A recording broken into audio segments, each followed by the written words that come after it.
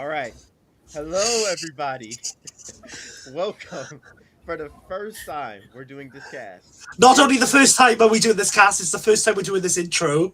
yes, it's the first time doing this cast and this intro. Absolutely 100%. And today, we are doing the probably the most legendary shonen matchup at this point, Luffy versus Naruto.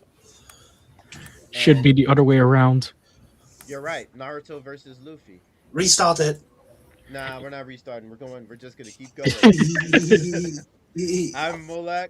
I'm hosting the stream, but if we have issues again, Sherm will come. And I'm also representing Luffy. Representing Naruto, we have Kagura. Hello, I am the Kagurabachi. I am the Hokage for as long as Naruto is sealed away. For one of our jury members, we have Saul. No, let Saul go first. We have Saul. Hi, I'm Saul, director, writer, research leader, Nebula Theatre. I'm completely sick with a viral infection right now, so if I am coughing here and there, you understand why, but I didn't want to miss this. Sounds like Fair you need enough. a doctor. I did that, that's what it was all morning. And last but not least, we have our last jury member, Paul. Gather up all of the crew, it's time to ship out Binks's brew. Sea wind blows to where, who knows, the waves will be our guide. Or across the ocean's tide, rays of sunshine far and wide. Birds they sing of cheerful things in circles passing by. Nice. Nice. What British people's One Piece? I remember this image exists and I was like, this is way better for me to have. I will say though, some of you guys in chat saying that Spider-Man could find the One Piece. I don't know, bruh. I don't know. Thank you for everybody who voted. Thank you to the 3 alternative accounts. No. So yeah, we're now going to go ahead and get started. Kagura, would you like to go first for the 60 seconds? Sure, why not? It's not that Okay. hard to explain Naruto's origin. Yeah, I mean, we Well, don't really have. I do have a question. Since this is is this like, are we redoing the cast, or is this like a round? Like, do people need to watch the old cast to know the new cast? Um, Nah.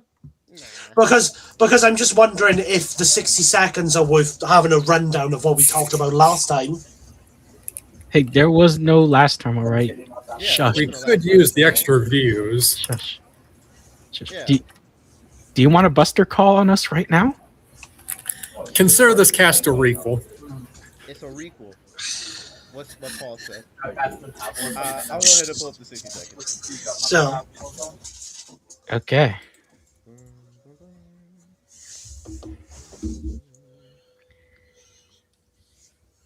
All right. You guys ready? Oh, I can begin now? Tell me when you're ready. I'm ready, I guess, right now. So, Naruto Uzumaki, number one knucklehead ninja, born in the land of fire, specifically the Hidden Leaf Village. His parents were Minato Namikaze and Kushina Uzumaki. Unfortunately, they weren't around during Naruto's childhood because the nine-tailed fox, aka Kurama, attacked the village. To protect the village, Minato sealed the nine tails inside of Naruto, making him a Jinchuriki. Naruto was socially isolated because the villagers feared and resented him due to the nine tails. But eventually, Naruto earned the respect of the village, became a great ninja, helped out during the war, defeated all of the evil bad guys, and became Hokage. Why he beats Luffy. All right. All right. It's pretty good. Okay. Let me go ahead and go for my 60 seconds. So, wealth, fame, power. Gold Roger, the king of the pirates, attained this and everything else the sea had to offer. And on his dying words, he led countless men out onto the ground line in search for his treasure, the One Piece. Some of the strongest, smartest, and most experienced pirates, warriors, warlords, everybody went out to search it. And Luffy was one of them. And in the short 2 year time span that Luffy was a pirate, he has managed to grow so powerful, so influential, and just so, I guess you could say, loose and toony that he has managed to become one of the most powerful people on the sea. And even though he hasn't claimed the One Piece yet, I will show you today that he will be the king of this life. Nah, it's gonna be Naruto. Believe it. Yeah, we'll see you believe it after you're 6 feet under. Oh, you're that confident in Luffy. I am very confident in my goat. Are you guys going to debate or kiss? Won't tempt me. Ooh. Now I'm dragged in. All right. Funny how of the two, Naruto has more experience kissing men. So we do have an outline for how we're going to do this. So we're actually going to start with talking about their forms first. So, would you like to start with Naruto's forms, Kagura? I guess I could touch upon Naruto's forms. So all of Naruto's forms really tie back to one major thing, and that's the Nine Tails, aka Kurama, the tailed beast. When Naruto tapped into his form for the first time, he could not control himself all that well. But as the story progressed, Naruto and Kurama, they sort of came to understand each other. And as a result, Naruto became more powerful with Kurama now actually helping him and being cooperative. So the main forms that I'm going to touch upon are going to be his Kurama Chakra mode. Now, Kurama Chakra mode is a powerful form for Naruto. It basically gives him all sorts of powers. For example, hold on, let me see. Do I got it?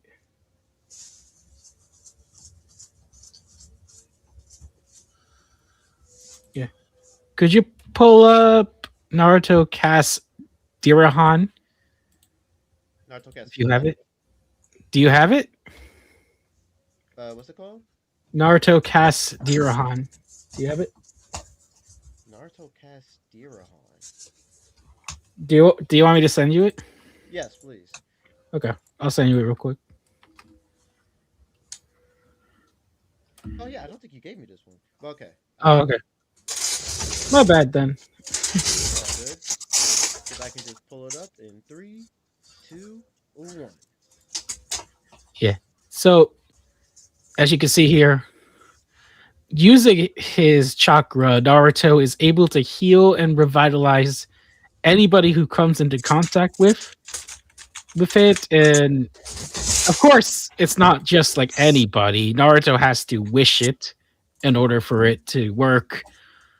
But he can heal himself and he can heal others. Oh, Dirahan from the SMT games. Yeah. That's okay. Cool. I see. Yeah. Naruto scales to SMT, by the way. I'm gonna prove it. Oh my god. Alright. Yeah. Another example of Naruto support, I'll send you it right now. He is honestly better than my support players and rivals. I'm not going to lie. I mean, as someone who also plays rivals, that's not really a high bar to clear. But yeah, Naruto's healing is pretty impressive. And of course, you could also see the Kurama construct that Naruto created right there. It's quite massive, as big as Kurama himself, and Naruto can use it to, of course, fire off tail beast bombs, which, if you are aware, are very powerful. I'm not aware. Okay, then we'll get into that later. uh, Another thing Naruto has is, of course, could you pull up Soul? Yes, I will. Naruto can, of course, use this mode to just pull out souls and keep his soul from being pulled out. Wait. I know When did here. Naruto pull out souls? I know he. Look. The argument here. I know here. It's Naruto defending himself from a soul attack, but the Jinchuriki chakra is interacting with souls. So theoretically, Naruto could pull out somebody's soul. It seems like a bit of a stretch.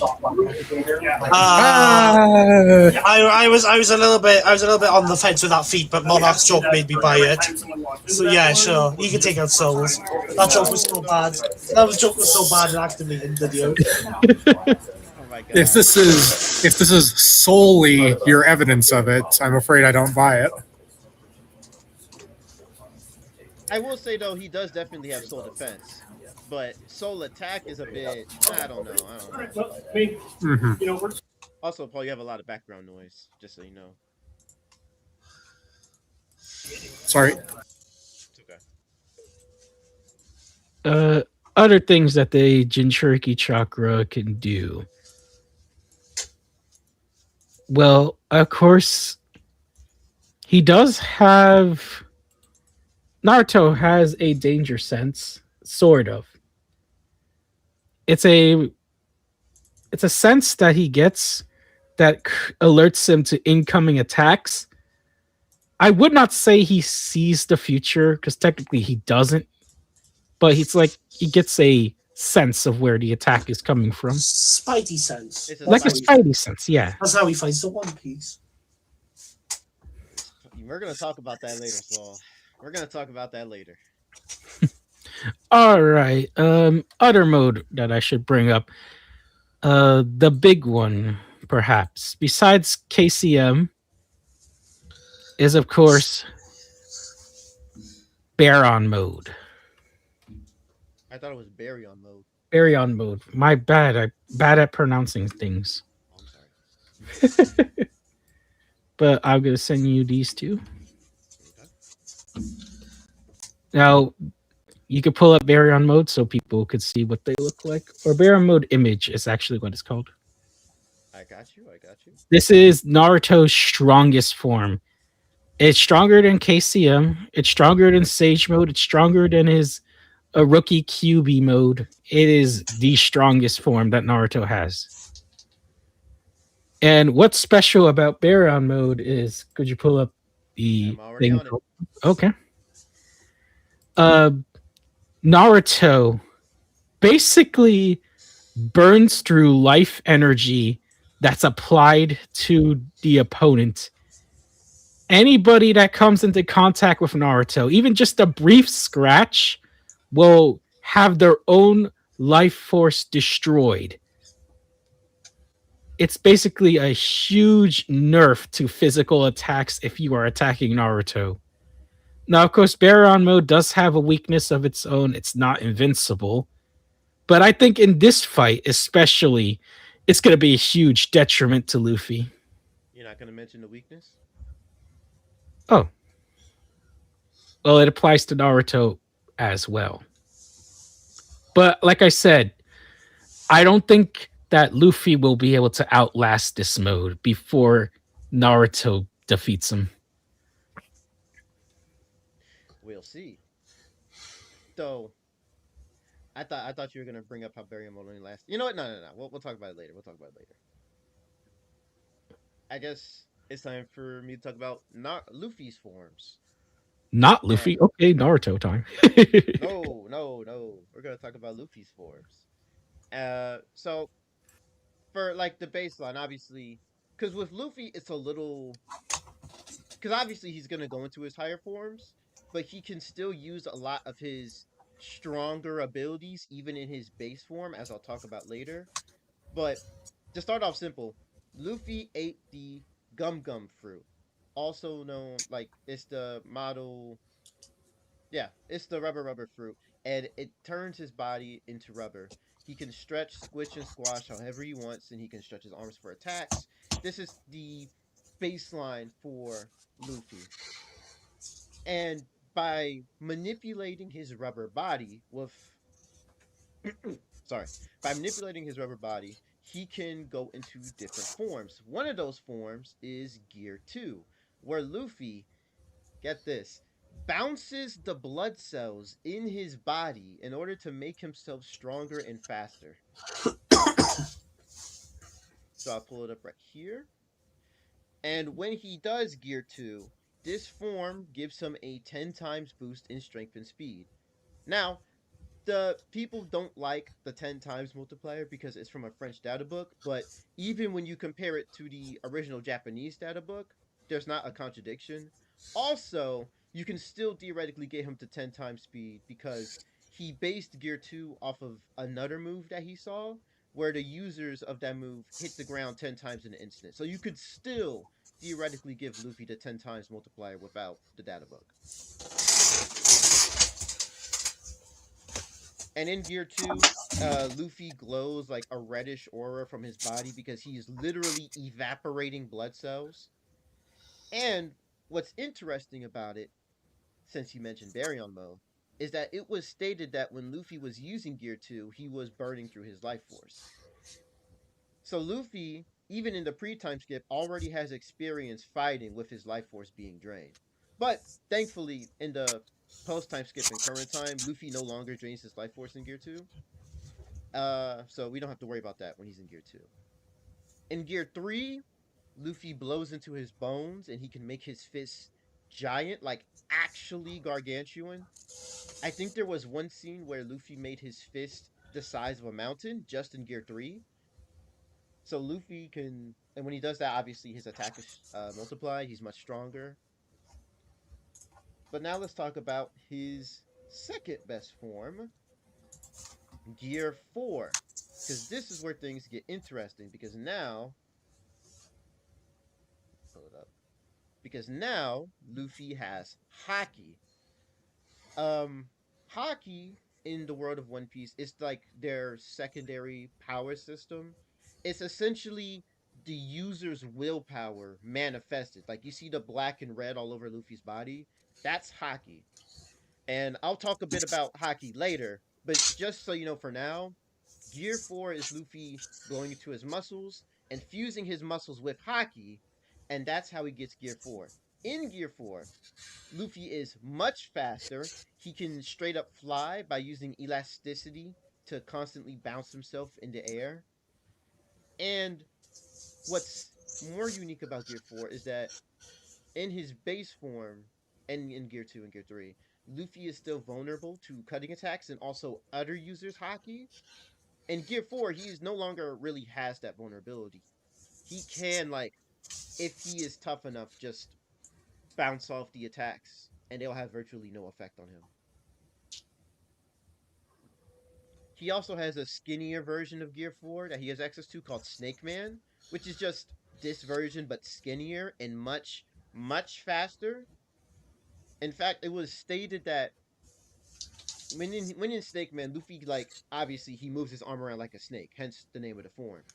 But the farther he stretches his arm out, the faster the attack accelerates.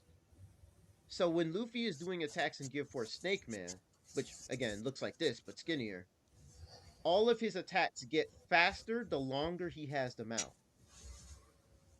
And we'll talk about speed later, but you're gonna see that like when he's accelerating his attacks, it's gonna be nuts. It's gonna be crazy. Last but not least, obviously the form that everyone's been waiting for is Gear 5. Because turns out, hey, Luffy didn't eat the Gum Gum fruit. Luffy ate a mythical devil fruit, a Zoan fruit, which saw Zoan fruits turn people into like animals or mythological beings. Ah. And Luffy ate the Sun God Nika fruit, the model Nika.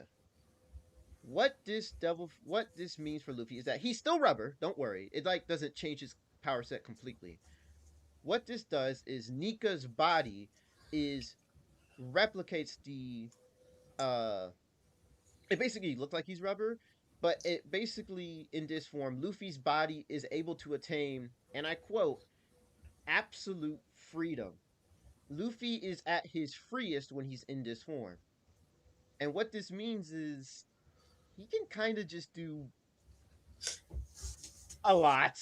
He can do a lot in this form. I don't know if I kind of have to talk about it now, but in this form before it was only Luffy's body that was made out of rubber. Now it's not just Luffy's body. Luffy can apply the properties of rubber to anything he touches. And not even just anything he touches. You could just like be in the general vicinity and things will just start becoming loony. As you can see, I pulled up this gif. Luffy literally just powered up and he doesn't even need to be nearby. He starts transforming the entire island around him into rubber. It starts to become a giant bouncy house. And it becomes so big that you can even see it bouncing from off the island. And there's another scene too where Luffy did it and he turned a huge section of the ocean also into rubber and was just bouncing on it. Which, by the way, water is supposed to be Luffy's weakness, and he can just turn it into rubber now. So, but it's not just the environment. Luffy can now also turn people into rubber. As you can see here, Luffy takes two people and he just claps them into a pancake and he Oh. forcibly flattens their bodies and then he just yeets them across the island like pizza discs. And it gets worse. It actually gets worse because I have to talk about this now because we're talking about forms. It gets worse with Gear 5 because it's not just people, it's not just objects. He can touch intangible matter. Let me explain. Here is Luffy in his fight against Kaido. And Luffy gets launched into the sky. You know, he's like, oh my god, what am I doing? And so first he grabs onto a cloud, which, what the hell? And then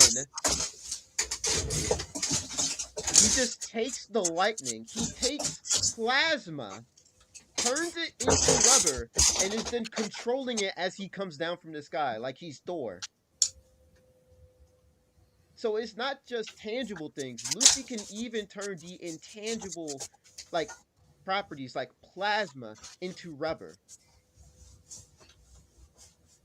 And with this, it's theoretically possible, not even theoretically, Luffy can almost definitely take and redirect most of Naruto's attacks. And I'll explain more about that later, but that's getting into abilities. I already went into abilities a bit because, you know, I have to with Gear 5, but, you know. So, Very those are all impressive. Luffy's forms. Yeah. Very impressive. Impressive forms. Truly impressive. Not That's enough, pretty big. in my opinion. Oh, I'm just scratching the surface, baby. Let's get started. All right, so what's up next? Oh, now we start talking about abilities, I think. Oh, we start talking about abilities? Yeah. Oh, okay. I guess we're ready. Fourth, you can talk now about Naruto's abilities and all the stuff he can do. Yeah, sure. As I said, and forgotten timeline. Naruto's main abilities are basically shadow clones and Rasengan. Very basic abilities he has. He can make thousands of clones at once. All of his clones, they may be of less durable, but they have a lot of attack power. They have the same attack power as Naruto. And of course, the Rasengan, which are spheres of destruction that if they hit the target, they just do massive damage.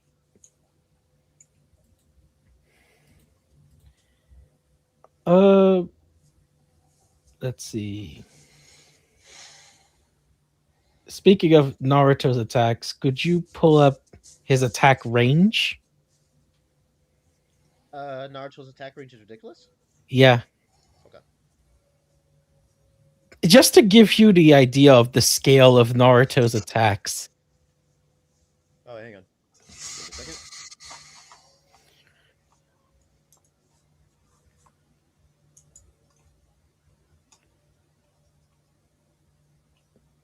It's still uploading.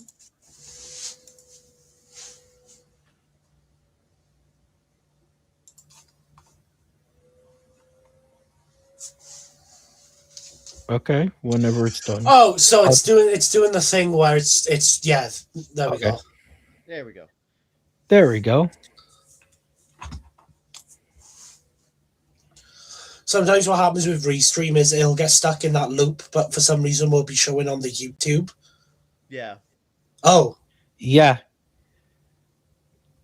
Once again, just to give you an idea of the scale of like end game Naruto's attacks, his attack range is absolutely ridiculous.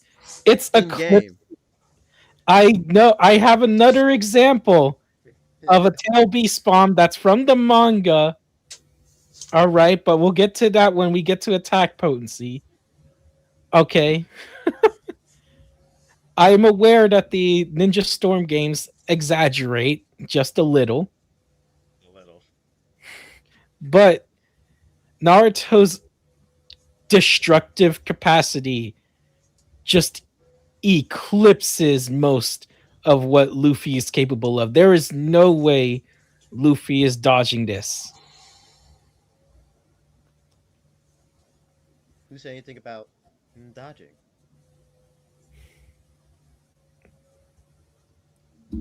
Okay, you want to get into Luffy's abilities then? Sure. We can get into some of Luffy's abilities, but I think the first thing I will go even faster this time because, you know, previous timeline. But we got to talk about Haki, which is the second like power system in the world of One Piece. And this time I will go extra quick. So let's start with that there are three forms of Haki: armament, observation, and conquerors. Starting with armament, armament Haki is you saw the red and black on Luffy's arms in Gear 4. That's armament Haki. With armament Haki, Luffy can essentially create an invisible armor around his body. And with that armor, Luffy can obviously hit things. He can hit Logia users, which Logias can turn into like elements, so he can touch intangible things with his Haki. And what's more notable is with the advanced variants of Armament Haki, as you can see here, not a not from an official source, but it's like a diagram showing all of Luffy's stuff. He can flow his Armament Haki out of his body, allowing him to hit people even from a distance. And with that flowing, he can flow it out of his body and into yours. So allowing him to basically attack you from the inside out. So it doesn't even matter how durable you are. Luffy's attacks will hurt you.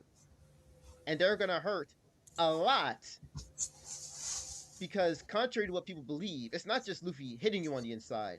It is Luffy exploding you on the inside. Luffy is causing miniature explosions in your body when he is flowing his Haki inside of you.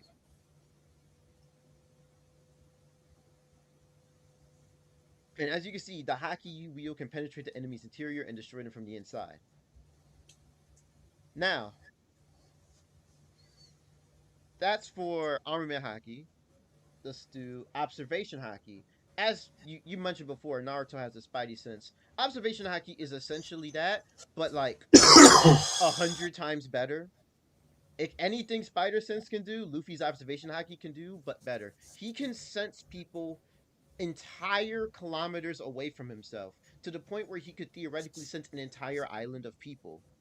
He can sense people's emotions and even like use that to tell when they're going to attack him. Obviously, he can just also just tell if people are going to attack him because he can sense people's attacks. But even more importantly than all of those abilities, observation Haki gives Luffy the ability to see into the future. And this is not a prediction. This is not what did some person say? It's like a some people say it was like a permutation of the future. No. Luffy just sees the future. It's not a if, it's a is. Luffy sees it. And when he sees it, as you can see here, oh no, it's not going to show that image. But anyway, so basically, oh no, here it is. So this is another future sight user, Shanks. Shanks is one of the stronger people in the series. And Kid, who is a bum, was attacking Shanks' entire fleet. In this, he states that he was going to destroy Shanks' entire fleet in 10 seconds flat. And Shanks, using his future sight, sees the future where he sees his fleet being destroyed. And then, since he saw it, he went up to Kid, one-shotted him, and completely changed the future. I will note that side note, Shanks only decided to get involved because of his crew getting killed. Yes, that's true. If Kid wasn't gonna kill his crew, Shanks probably wouldn't have one-shot him like that. It was Yeah. incredibly disrespectful. But what matters here is the time frame. Because even though Shanks is, I will agree, Shanks is absolutely stronger than Luffy at this point in the story. It still gives us a time frame for how long into the future people can see into it. So even if Luffy isn't at the full 10 seconds, saying that he could see at least at minimum 5 seconds is still a lot. Because that's not just seeing Naruto's next move. He's seeing the next move Naruto does, and then the next one, and the next one. He sees potential shadow clones behind him and in front of him or under him. He can see the entire future of the entire area. Because not just his own, because uh, keep in mind, Shanks was not there when his fleet was attacked. Shanks was on the shore. His fleet was getting attacked out on open water. Shanks wasn't even near them, and he still saw their future. So Luffy, with his future sight, could see the entire area's future. So it's not gonna matter what kind of scheme or plan Naruto does. Luffy is going to see it, especially since it was shown in his fights with Katakuri and Kaido that Luffy can kind of just spam observation Haki. He can just spam it. So yeah. Oh, Another side note, Kid is indeed a bum. yes, that is something I think we can all agree on, except Saul because he doesn't know. Kid is a bum, Saul. Kid is a bum. Isn't okay.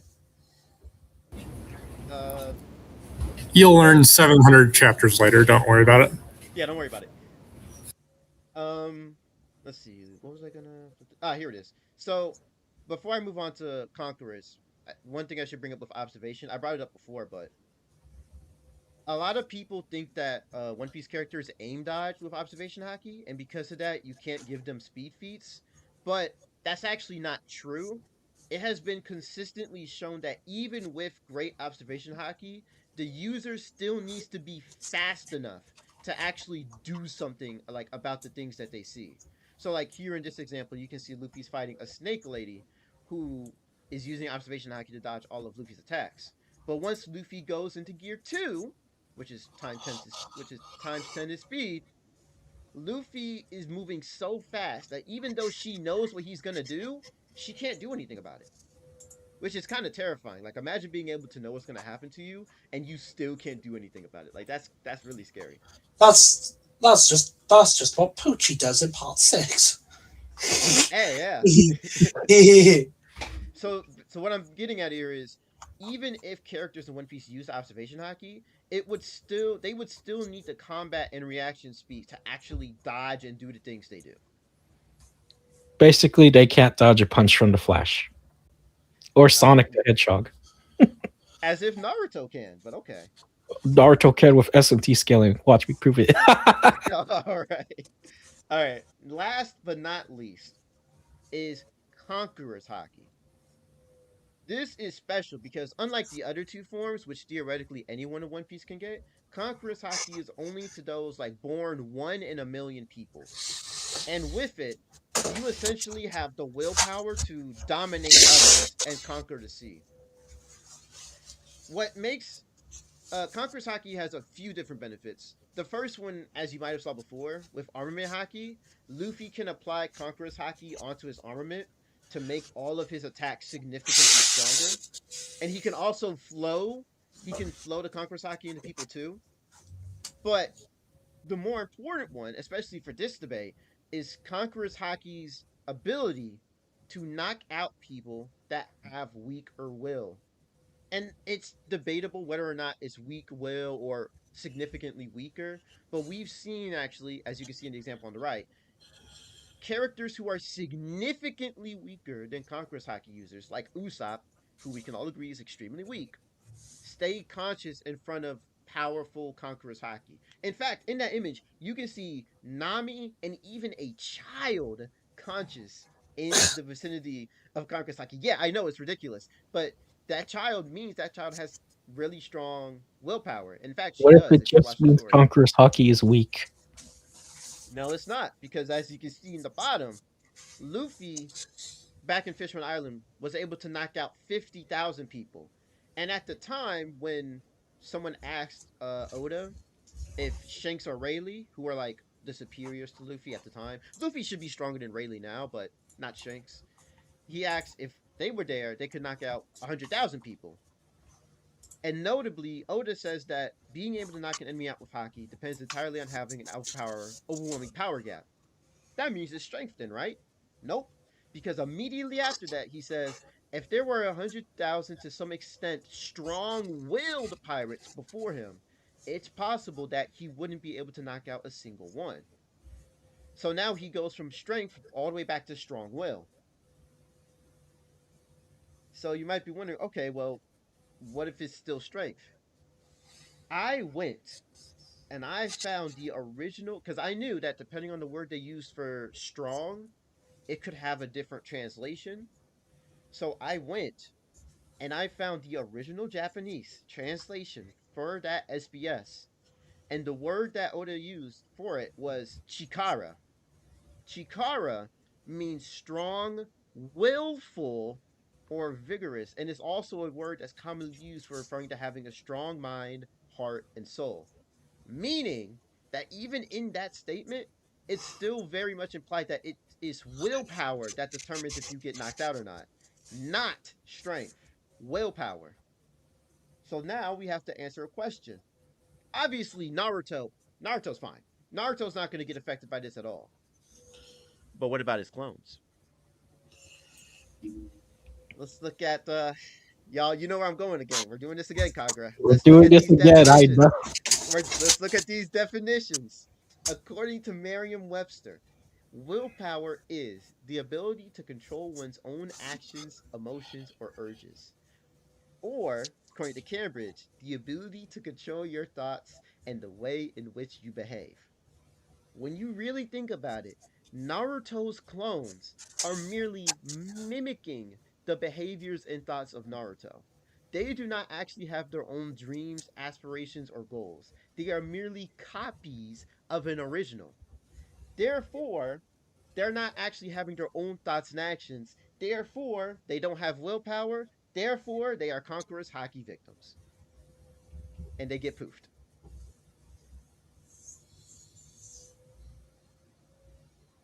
I rest my case. Well, the shadow clone technique is creating real clones. The clothing is real. The damage shown on the clones are real.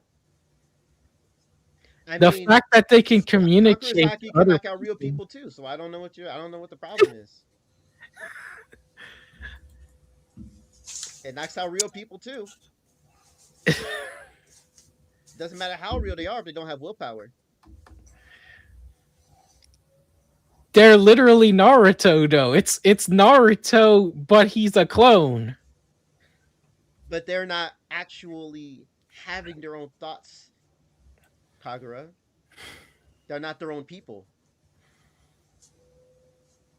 They're not their own people. I don't know what to tell you. They just don't have any willpower.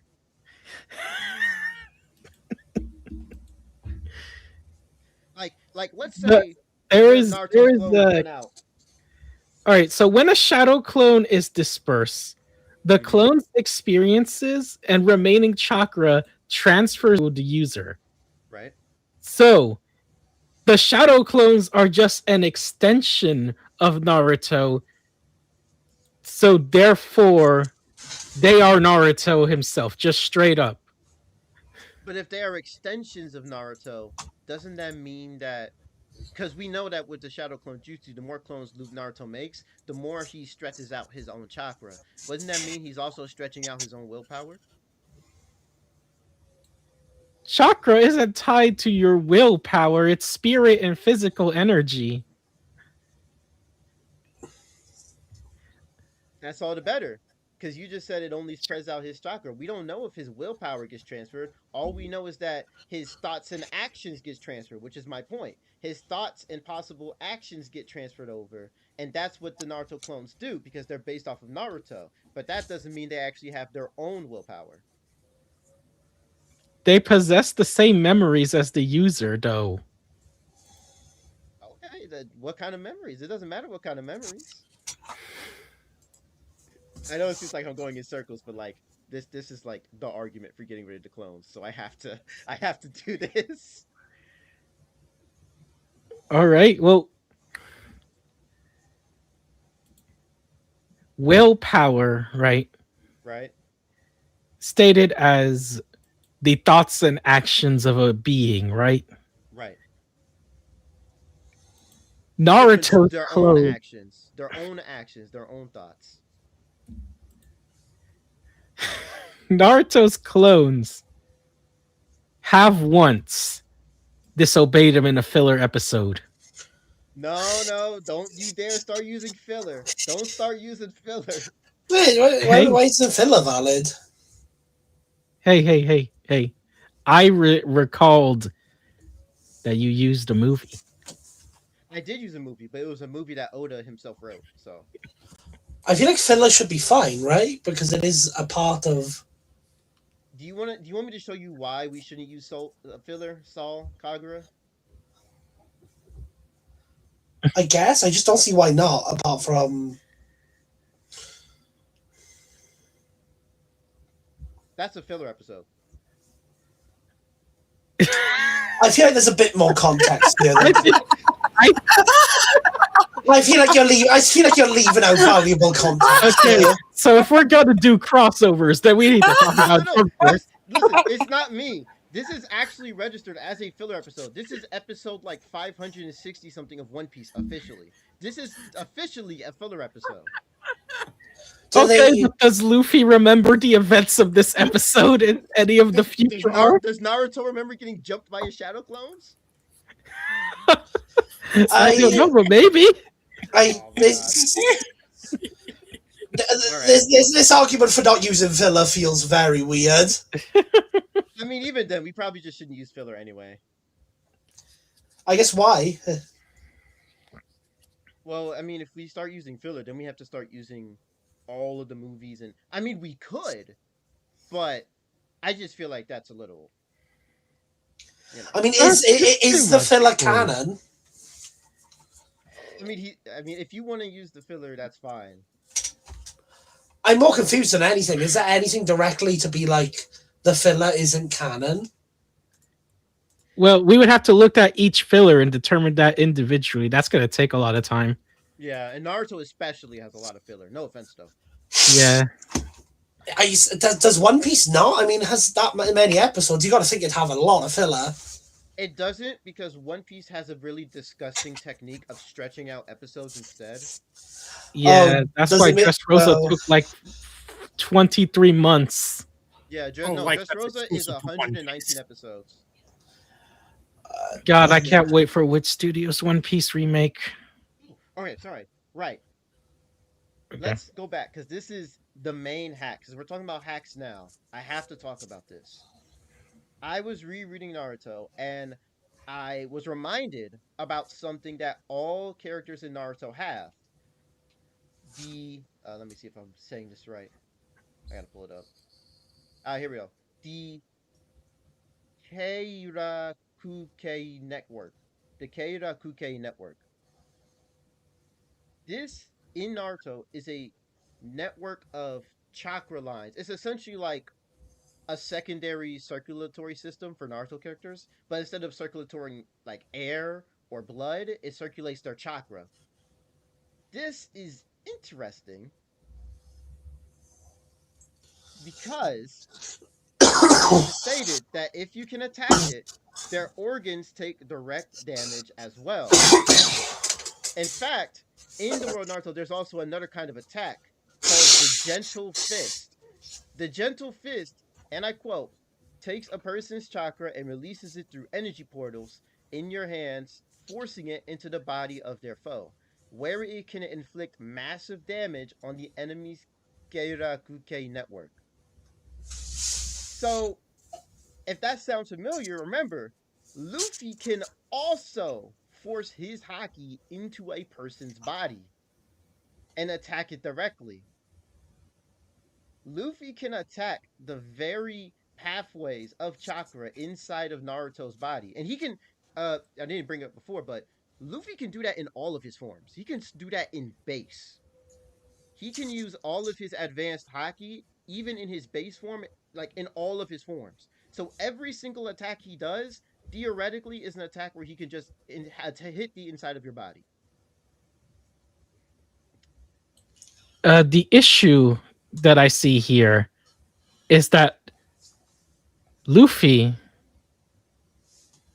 is gonna have to get somewhat close to Naruto for that to work.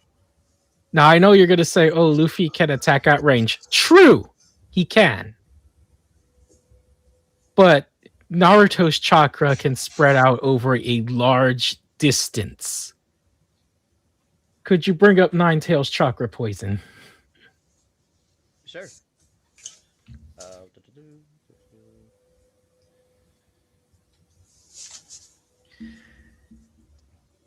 Now, the Nine Tails chakra is poisonous to other living creatures that come into contact with it. Even if you're an advanced expert in medical ninjutsu, just coming into contact is debilitating. It's a huge stat debuff. Well, a poison debuff, actually. That's more of an accurate way to put it. It's a... Okay, go ahead. It's a status effect that is going to be... that Luffy's going to have to deal with for the entire fight as he gets close. Because I don't think Luffy's opening move is going to be advanced Kakura coating punch. It's just going to be regular gum pistol. Well, I mean, and if he does that, he's going to just get cut. He's going to get punched back. He's going to get any sort of number of ways Naruto's doing this. And then he's going to get chakra poisoned. Yeah. And that is going to affect him for the rest of the entire fight. So before I say what I'm going to say, can I ask you a question? Because I thought that the chakra poisoning thing was only when Kurama was like forcibly taking over Naruto's body. I didn't know. Is that still something he has in the Kurama cloak forms, where he's like more synergized with Kurama? Because I thought it was gone by then. Well, it's not something that has gone away necessarily. It's more like they're chill now, so Kurama and Naruto can just decide not to do that to people if they want Okay. to. But he didn't do it to Madara? Well, he already had other ways to beat him. All right. But Why didn't Dio use his vampire powers against Jotaro? that's a fair point. I'm not even gonna argue that because I don't need to. Luffy, I actually don't think that's gonna matter at all. Luffy is incredibly, like, not even incredibly, he is insanely resistant to poison. Even so, I have to explain now. In the pre-time skip of One Piece, Luffy broke into a jail and he fought the warden of the jail named Magellan. Magellan ate the poison fruit, which allows his devil fruit to produce poisons out of his body. And his poisons were so deadly and toxic that if you didn't get the antidote, you would die in 24 hours just from getting grazed by his poison. And Luffy had his entire body, even the inside of his mouth, drenched in that guy's goo. Pause. But Okay. Luffy was saved by his friend. He got the antidote, and he was able to bounce back. But we find out later in the post-time skip that because he survived this, his body adapted, and he is now insanely highly immune to most poisons. Like, there was another person, Caesar Clown, who ate the gas fruit, and he is able to use his gas to produce poisons out of his body. And he was going to make a gas that was going to kill everyone in the area. So Luffy just breathed the gas in. He breathed it into his body, held it for several seconds, and then just breathed it out of his ears like a cartoon character. And he was like, that tasted nasty. That's it. Like, Luffy is incredibly resistant to poison. And even when he did get hit by a poison, at the start of Whole Cake Island, he ate like a stone fish, which has like poisonous scales. Luffy was like chowing down on that fish before the poison got to his body. And it was stated that even a single bite of that fish could kill a giant in the world of One Piece. And keep in mind, a giant in the world of One Piece is like anywhere from like 20 to I think 30 meters tall. And it could instantly kill a person that big. But Luffy just tanked it for several minutes. He tanked it for several minutes. So even if Kurama's he was still gonna die if Sanji's sister didn't come and give him the kiss. But my point is that even with Sakura like being debilitated by the poison, I don't think Sakura would have had the same level of resistance to poisons as as Luffy does. Luffy has such a high resistance to the poisons that I don't really think it's going to matter in this fight. I feel like he would just like be fine. Unless you have proof that it's like an incredibly overwhelming poison. Like, Luffy has faced in like poisons that were going to kill him in 24 hours.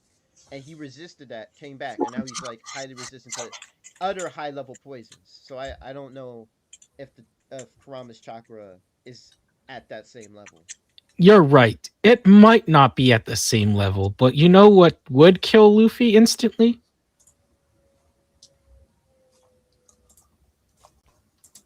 Well, it is known as the truth-seeking orbs. Remember that ability that was used against Vader? Don't bring up my boy Vader. That's fucked up. That's fucked up. You can't bring up my boy Vader like that. Yeah. That's losing you metaphorical points. The truth-seeking orbs are basically a concentration of high-density chakra shaped into an orb.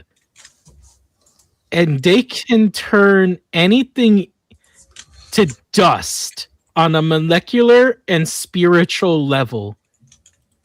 If Luffy even gets touched by one of these things, it's over. He's finished. 2 questions. 1, he still has them? I thought he lost them. Well, he does. Oh my god, my dogs are going crazy. Yeah, I was gonna say. Kagura summoned the Horde. Yeah, his dogs were Extremely his dogs were stupid better. science question. Is molecular better than cellular? Yes, very much Yes. better. Thank you. Yeah, very Thank you. better. I'm so sorry. I had to confirm that because I could not put that together in my head right. Kagura got to round 7 on Kino de Tolton and called in the dogs. Yeah. All right, they calmed down now. Thankfully, I am so sorry, guys. It's fine. It's still it was funny anyway. But go on. Yeah,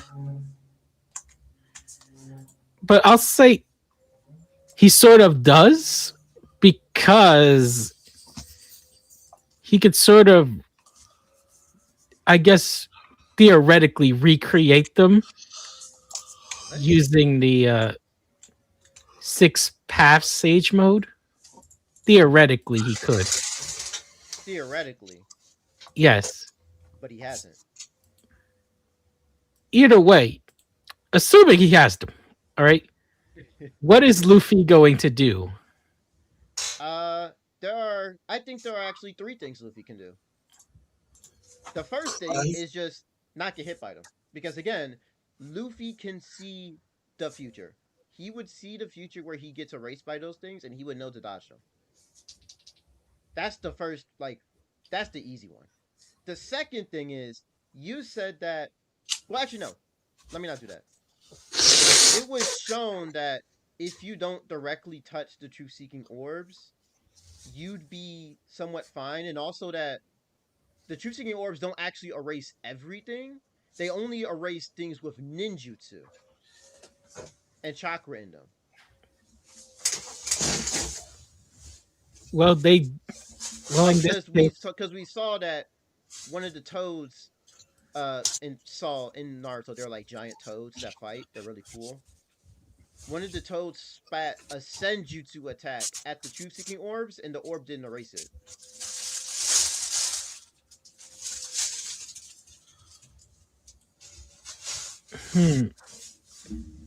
I still think it would work. I don't necessarily think that, oh, just because you don't have ninjutsu, it won't do anything to you. If I agree. If that was the case, then it probably shouldn't have worked on a couple of occasions, but it did. Okay. I guess my next thing would be that if you remember, Armament Haki allows the user to hit things even without actually hitting them. Like he can hit things from a distance.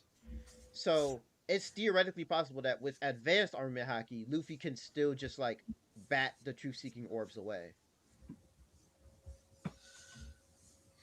I suppose, maybe. So But he has to be really fast on that to do it, because if he gets hit once, it's pretty much over. He's lost an entire arm. Well, there is the other thing. We gotta talk about a little bit about Gear 5. Remember how I said Luffy can touch plasma? Yeah. That's molecular. And I know this sounds crazy because we don't often talk about it in the world of in the One Piece community, but characters with devil fruits have affected things at a molecular level since like the pre-time skip. This has been like common. This is really common in the world of One Piece. Like uh Boa Hancock turning people to stone. You have Logia devil fruits turning people into light and darkness, whatever the hell that is. You have uh Bluno turning Luffy's head into a door. Like, people in the world of One Piece have been working at a molecular level for a long time now. And Luffy, with his Devil Fruit, especially in Gear 5, can also affect things at a molecular level. Are you sure it's molecular specifically and not just Yes. devil fruit magic? Yes, I am sure. Because Luffy is able to.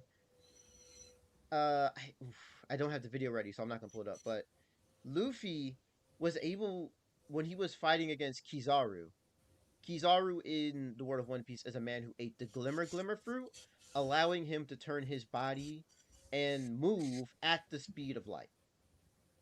Luffy in Gear 5 ate. Let me say that again. He ate one of Kizaru's light beams. He ate it. He ate a beam of light. He ate photons. Oh, what the heck? Nah. Play the sound, sure. Trust me. It's no. There's no copyright. Trust me. It's fine. Trust me. Watch this. He ate a beam of light.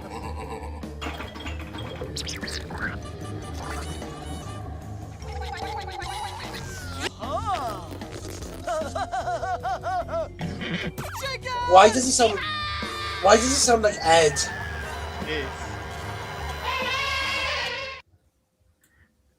Now that's funny. That was just Ed from Ed, Ed and Eddie. Well, they did say. Well, Oda did say that Luffy's Gear 5 was based on Tom and Jerry, so it's very cartoon. Oh, did he? Yeah, that makes sense. So even then, a fun fact: Warner Bros. Of Japan helped animate Gear 5 for the anime. They personally reached out to them to get more cartoony animation down. That's part of why he moves so differently. But there is one thing. Now Molak, that was a filler scene. No. Luffy ate a beam of light in the manga too. He did. He ate a beam of light in the manga. That also happened. It was just that the anime showed more details about it. So that scene is canon for sure.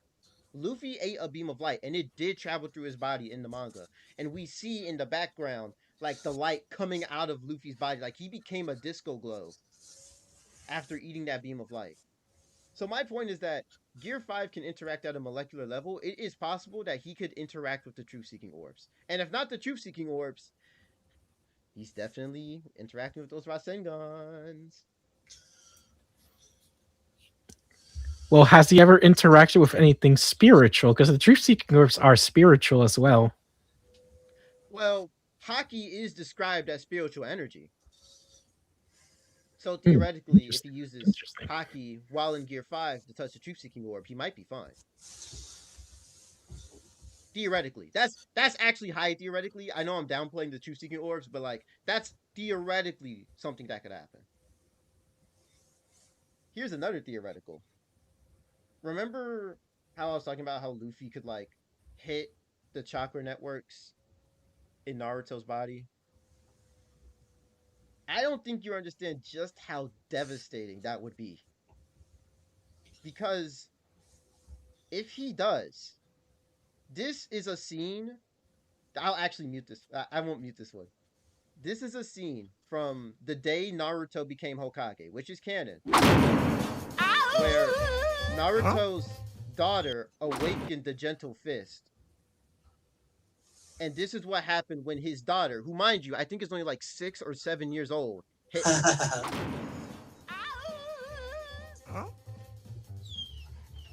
Help me! Don't let the monster eat me!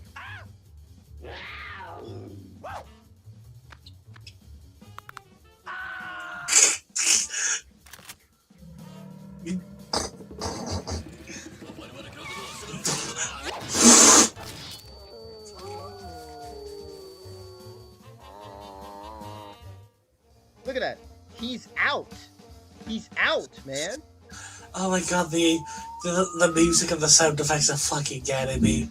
Are you're using a gag scene?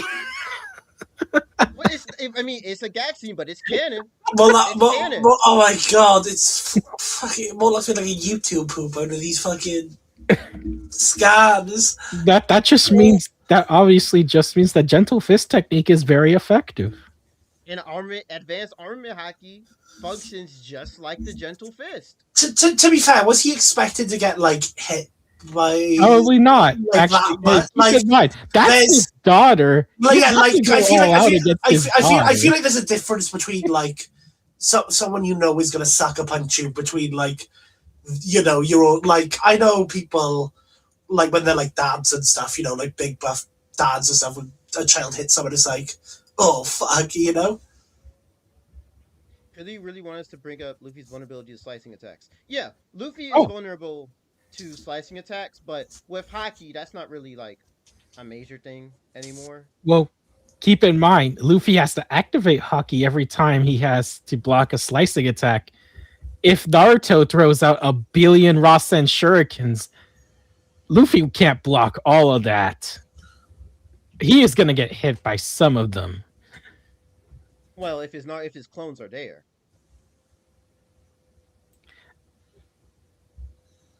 Okay, dude.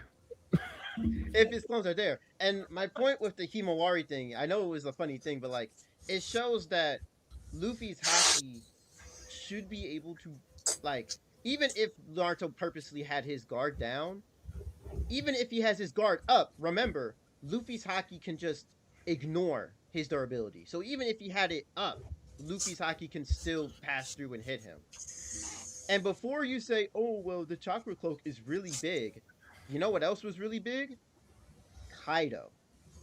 Kaido, uh, in the world of One Piece, Kaido is like one of the stronger characters, and he had the ability to transform into a dragon.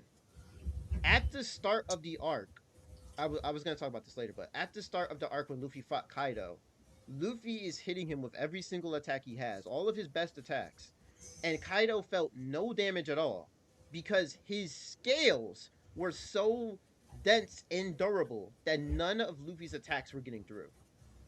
That's why Luffy had to learn advanced armament haki in the first place, so he could flow his haki into Kaido and actually do damage. And this is really important because there's another character, Trafalgar Law, who also has attacks that ignore durability. But when Kaido went into his hybrid form, half dragon, half human form, Law stated that his attacks were not as effective against Kaido anymore. But you want to know whose attacks were still effective against Kaido? Luffy. It doesn't matter how durable or big Kaido became. All of Luffy's attacks were still able to hit through Kaido's defenses. And now that he's in Gear 5, Luffy can just do this.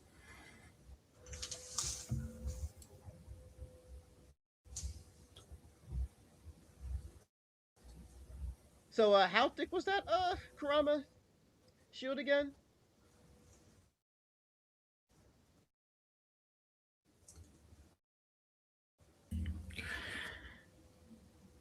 I think Naruto can block that. I mean, it doesn't matter if he blocks it; it's still gonna go through. That's the point. He can block it as much as he wants. The haki's still gonna go through, and even if the haki doesn't go through, his body's gonna get stressed because Luffy will forcibly turn him into rubber. You said Haki was spiritual energy, correct? Debatably, yes. Naruto's chakra coding can protect against spiritual attacks. I mean,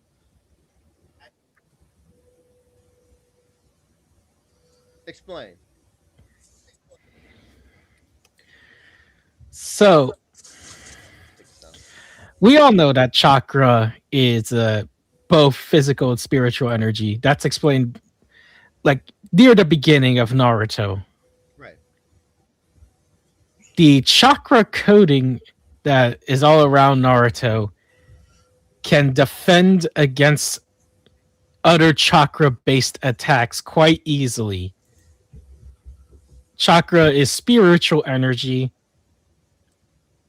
Protection against spiritual energy, the attack is not very effective, meaning if we do think Haki is spiritual energy, then that fist is not going to go as far as it did against Kaido. Well, hold on, because Kaido also used Haki to defend himself, and Luffy's fist still went through. Then it's clearly a matter of whose spirit energy is stronger in that case. Well, even then, I don't really think we've seen an example of Naruto's cloaks defending himself against an attack that, like, flows through. We've never seen that with Naruto. So there's no real argument to say that Naruto could just defend himself from it. Especially since we know the Gentle Fist can work. Once again, that's his daughter. He's not going to go all out against her. Even if he does, the Haki can ignore it. That's what I'm saying. Okay. I Uh, think we should get into speed now. all right. Let's get into speed. Wait, one more thing. I promise. This is the last thing. This is the last thing. I promise. I promise. The reason I kept bringing up Luffy bouncing back the Rasengans is because Luffy doesn't even need to touch the Rasengans directly.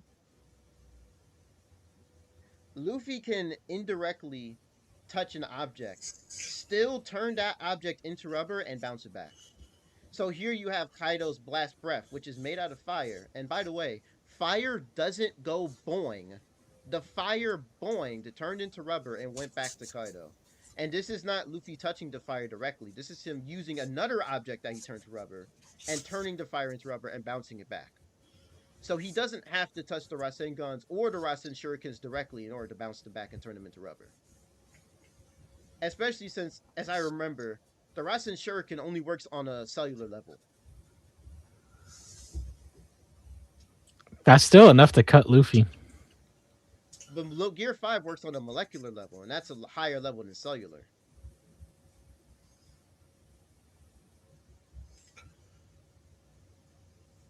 Okay, that's it. That's it for abilities.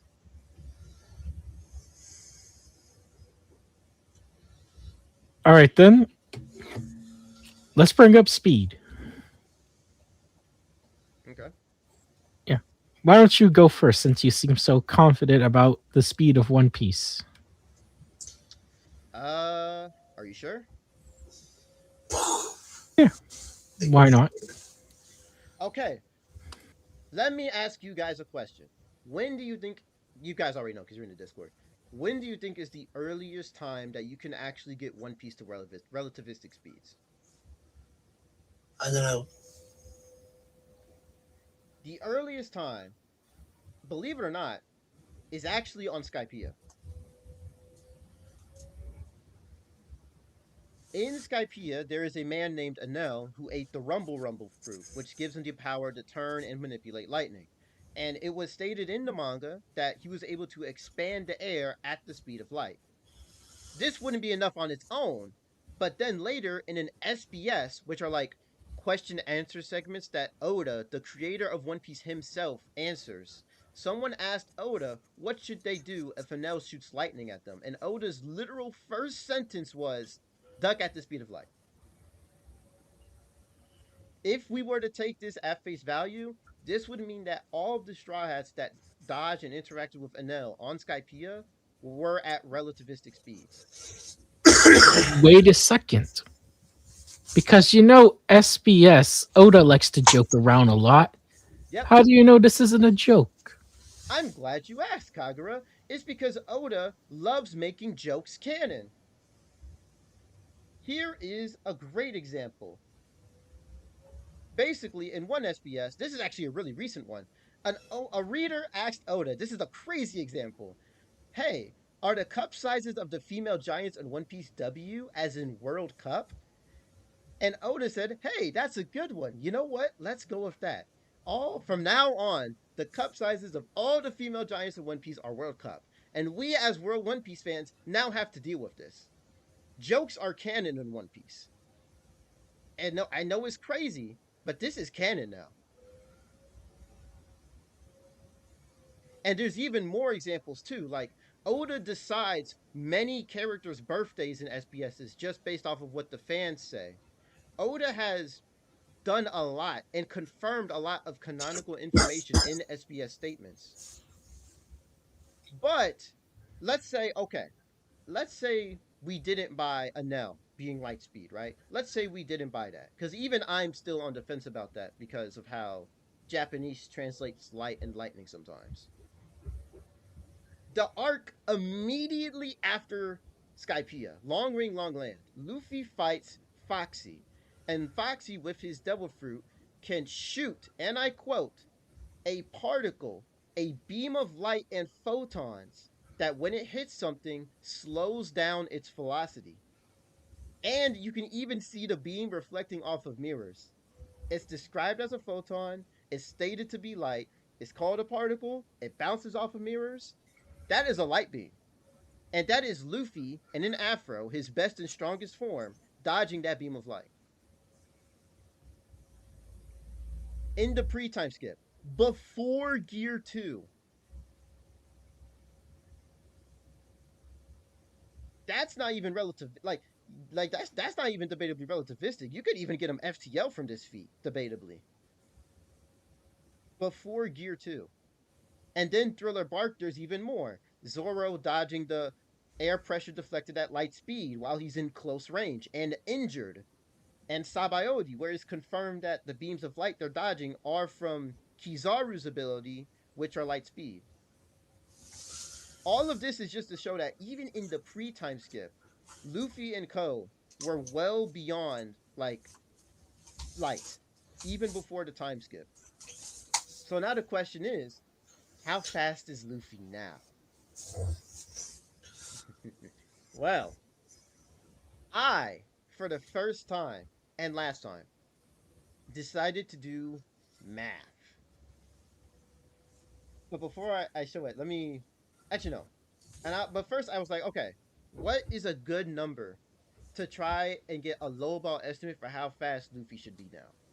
Let's take Luffy's literal first feat at the start of the time skip, where Luffy dodges a beam of light and calls it slow.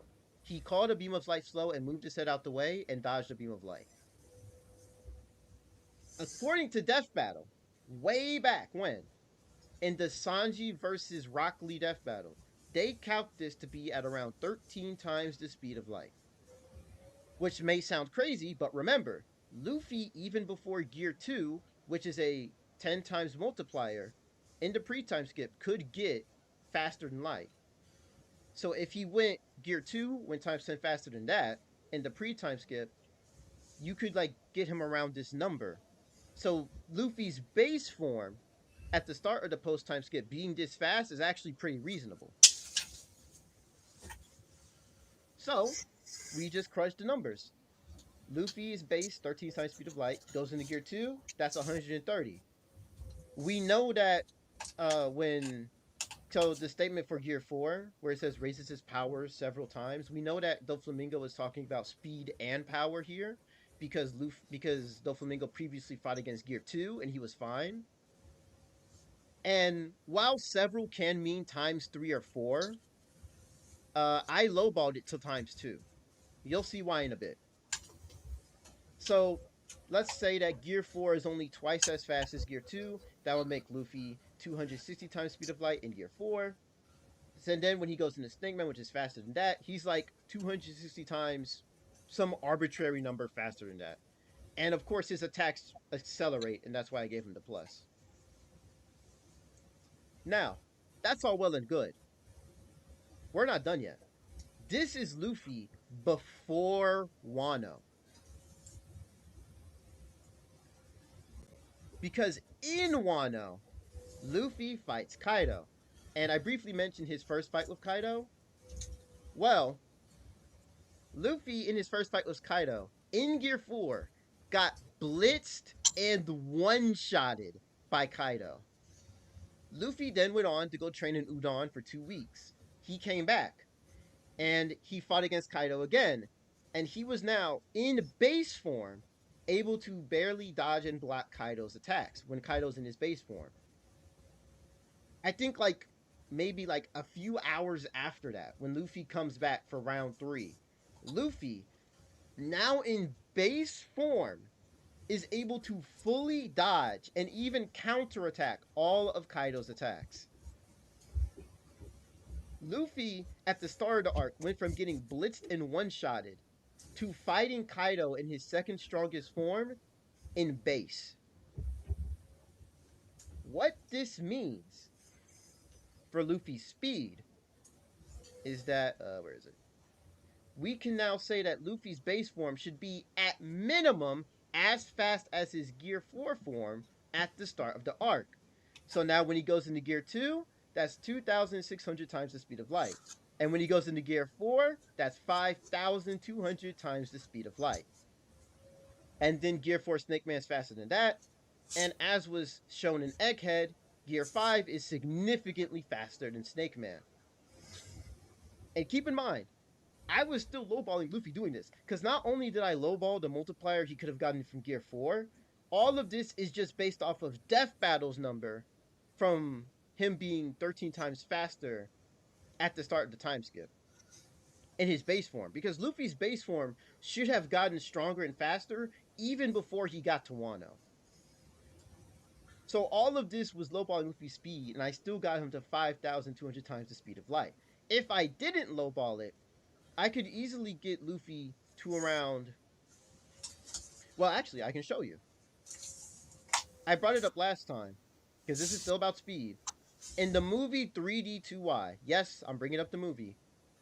And I can bring up this movie because this is a movie that Oda, the creator of One Piece, helped work on. He created the villain for the movie, and he also reviewed the script for the movie. When Luffy was fighting this guy is called Burn the World. Haha, funny pun. And he had the ability to basically amplify his body's strength, speed, and size. And when he was fighting against Luffy at the start of the movie, he was dominating him. He bodied him. And he used the move more Hyakubai Soku, which multiplies his speed by 100 times. When Luffy fought him initially, he got bodied and wrecked. He couldn't keep up with him.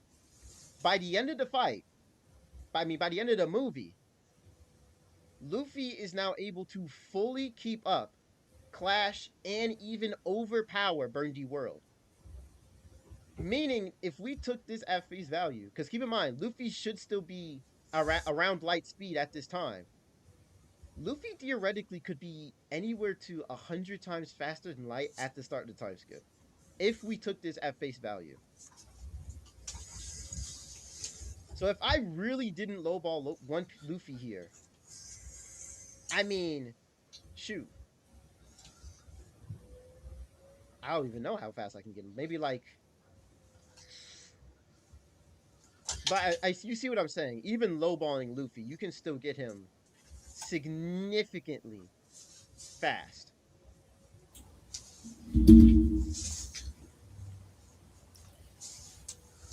Good show with speed.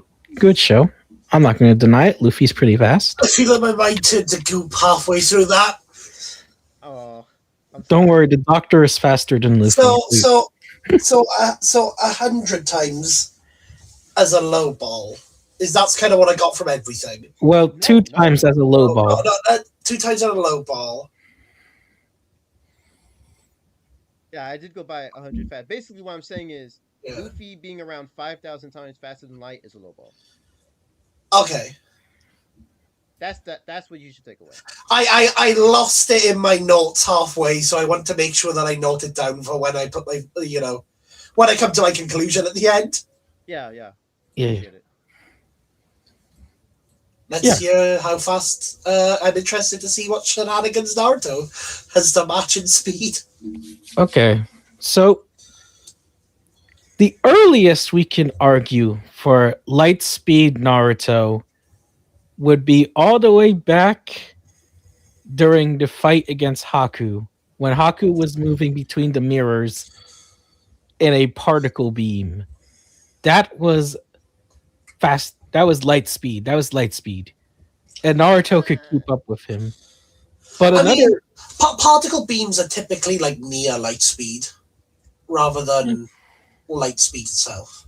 And Haku did state that he was getting weaker as he was doing it. He wasn't going, and we even know Haku was holding back. Well, another example of light speed would be Kid Rock Lee outspeeding his own shadow, which did happen. If you want, I could send you it. Sure. Yeah, I can send you it.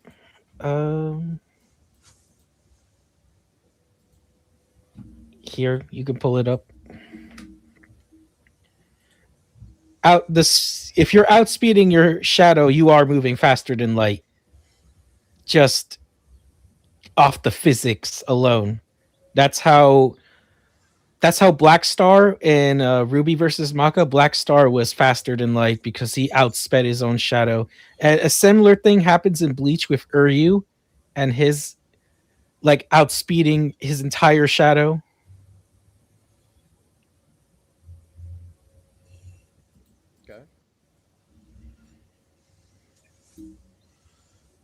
But if you want the like a part 2, we can bring up the Reikage.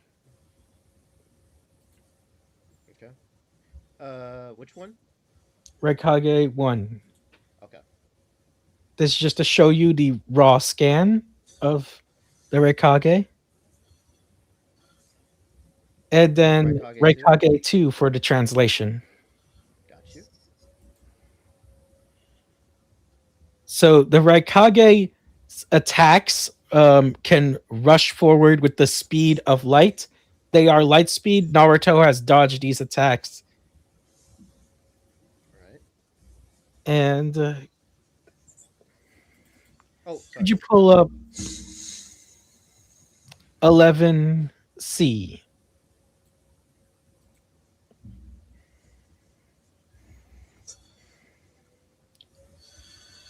This is just to prove that Naruto is without a doubt faster than light. So Naruto has dodged a light speed attack from Delta that is 11 times faster than light. I'm not done yet. And I'm not done yet. I'm not done yet. We are aware that Naruto's gets really strong. He gets stronger and faster as time goes by, right? I mean, Are yeah. we aware of this? Yes, I think we should be. I mean, character gets stronger over periods of time. Feels. Oh, I Could you forgot bring Luffy. up- Okay, that's fine. Go ahead. Go ahead. Oh, could you bring up Fodder Ninja might beat Fodder Marine? Let me see if I can send that to me. I don't think I have it. Did I send it to you? I think I did. If not, then I'll send it to you. Don't worry.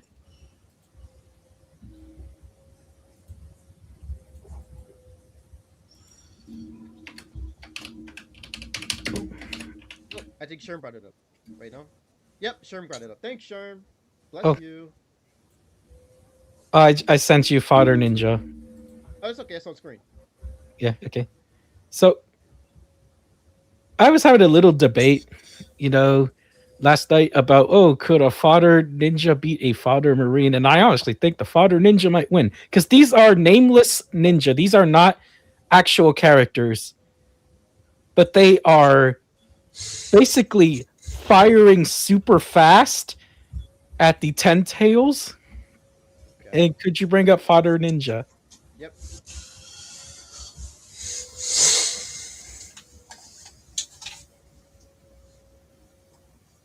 This has been calced to be 58 times faster than light. And these are nameless ninjas, so Naruto heavily upscales them. But do you want to shooting know? beams? Huh? They were shooting beams? Sorry, I wasn't looking at the picture. Oh, they were firing. Go back here. Yeah.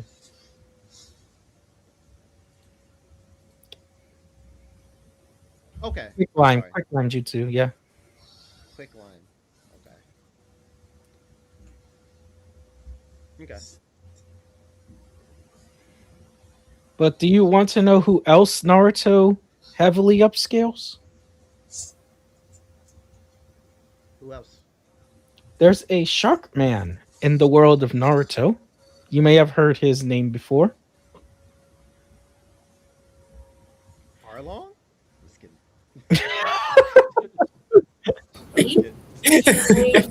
Man.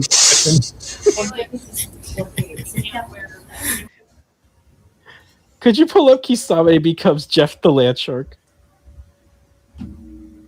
Oh no.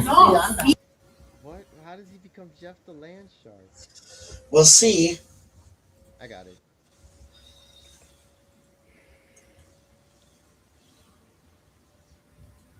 All right. Kisame vomits water extremely fast. Ew. Yes, and I have the calc right here. You could pull it up, Moloch. Yep, Go, send it to me. go ahead. Wait, you're calcing him spitting water? Yes, he vomits the water extremely quickly. Don't say yes like that's something people do. I got it. I got it. I got it. Okay, wait.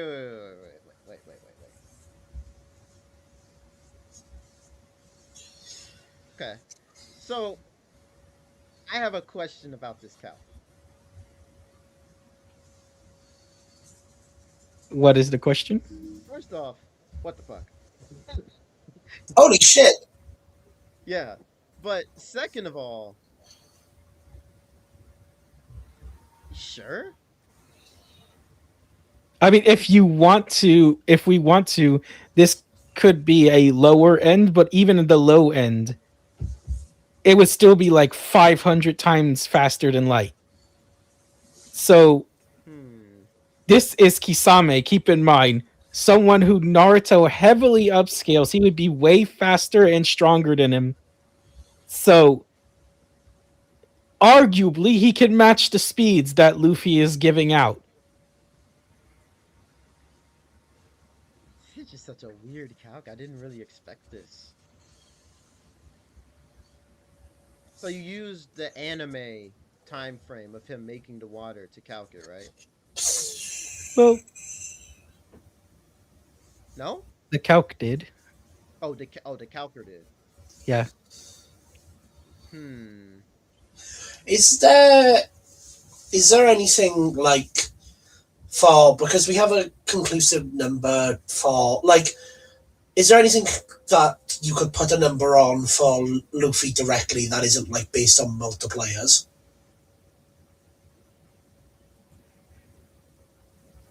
If that makes sense. Naruto directly. Well, because the Luffy speed stuff, that was through the multipliers, wasn't it? The times in the dunk from the forms, right? That was the image that you showed. Yeah, they were from his multipliers. Yeah. I'm just wondering if there's anything that's not from multipliers that could get to a similar speed.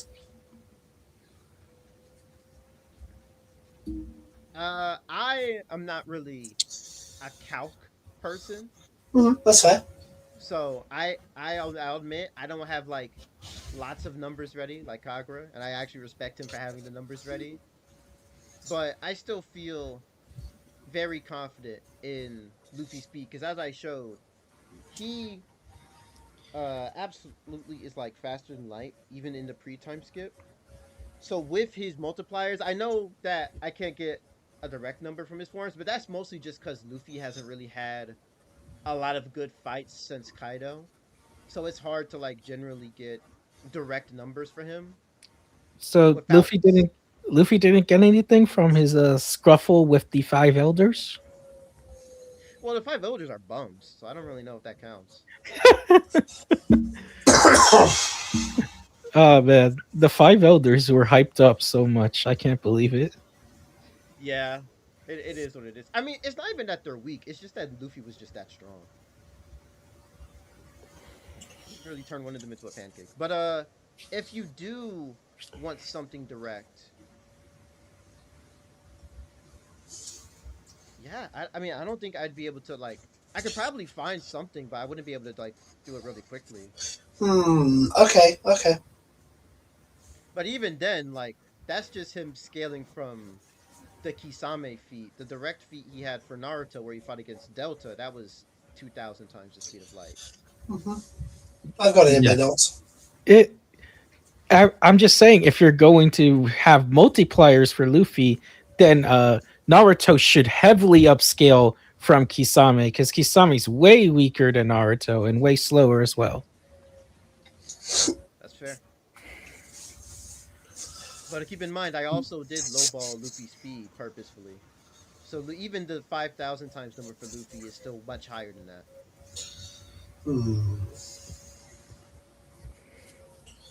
All right, I guess we're ready to get into AP. Yep. Oh boy. Who should start first? I actually think Naruto should start first because I started first for speed. Naruto should start for strength. All right, that's fine. So could you pull up Outscales JJK in chapter 1? Yes. Now, this is a statement, and I know some people are like, oh, do statements really count? But in this case, I think we could take it literally because there are things that way surpass this statement's Yeah. power. Yeah. So, chapter 1 of Naruto, it opens up with, of course, the story about the Nine Tails. And if you could see, it says, once appeared a nine-tailed fox. One swing of its mighty tail could crumble mountains and cause tsunamis. Mountain level Naruto confirmed. Wow. Yeah, this is just chapter 1 of the story. We're going to get way higher than this. This statement is just to serve as a baseline for what to expect. Okay. And yes, it does outscale JJK. It does. That is really funny. It does outscale And that's all that matters. JJK. Let's see. What else could I bring up?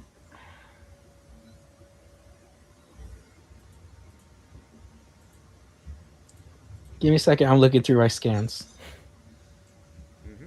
I'm looking for a specific one, but I don't know what I named it. Oh yeah, this one attack that one shots me in Marvel Rivals. Could you bring that up? Yep.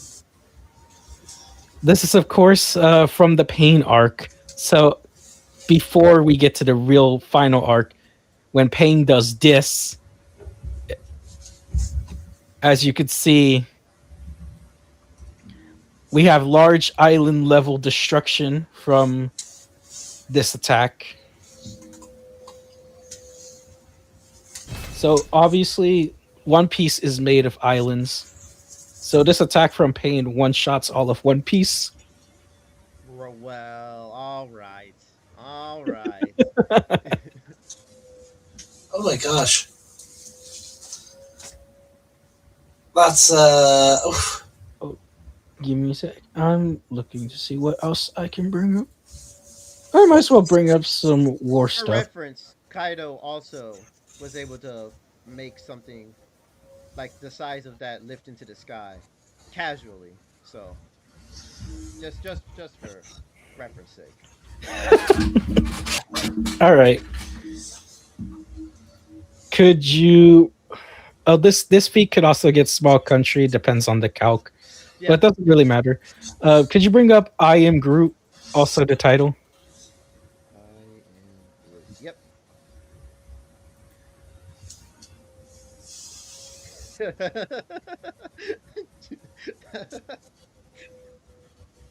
Sorry, I forgot it's a big fucking tree.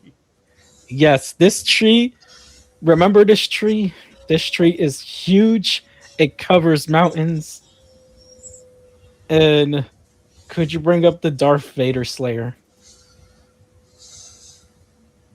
Darth Vader Slayer. that's fucked up again. You're losing more imaginary vault. You might, Sherm, do you have Darth Vader Slayer? Because I don't see it. Can you have it? I'll send it to you. I have it right now. I'll send it to you. Okay. While you're sending it to me, Sherm's probably gonna pull it up. But okay. I mean, look. It's not my fault that Vader lost. Okay. Well, don't bring it up every 2 seconds. You should have won that. Sherm's got it. Thank you, Sherm. All right. So, just raising this tree is a multi-continental feat. Just raising this gigantic ass tree, because this tree dwarfs mountains. Yeah. This tree is enormous. And the god tree also spread its roots around the planet, right? It did, yeah.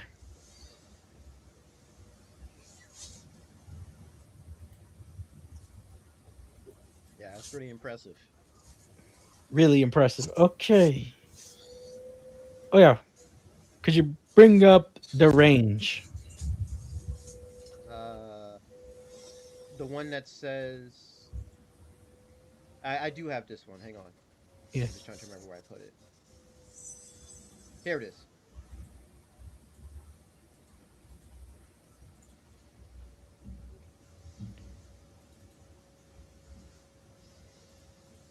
You see it? I just wanted to show the scale of Naruto attacks.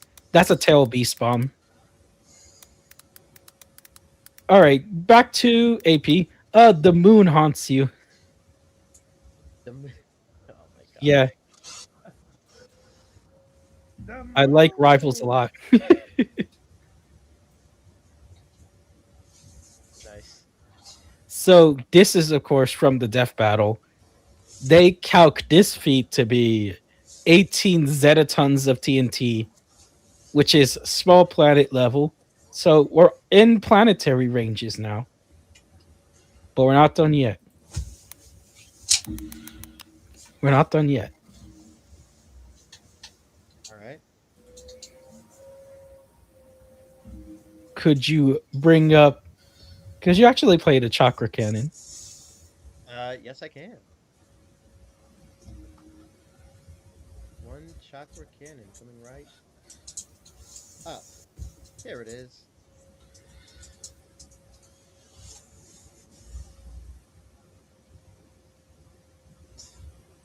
This was the chakra cannon. This was an invention that, of course, does this.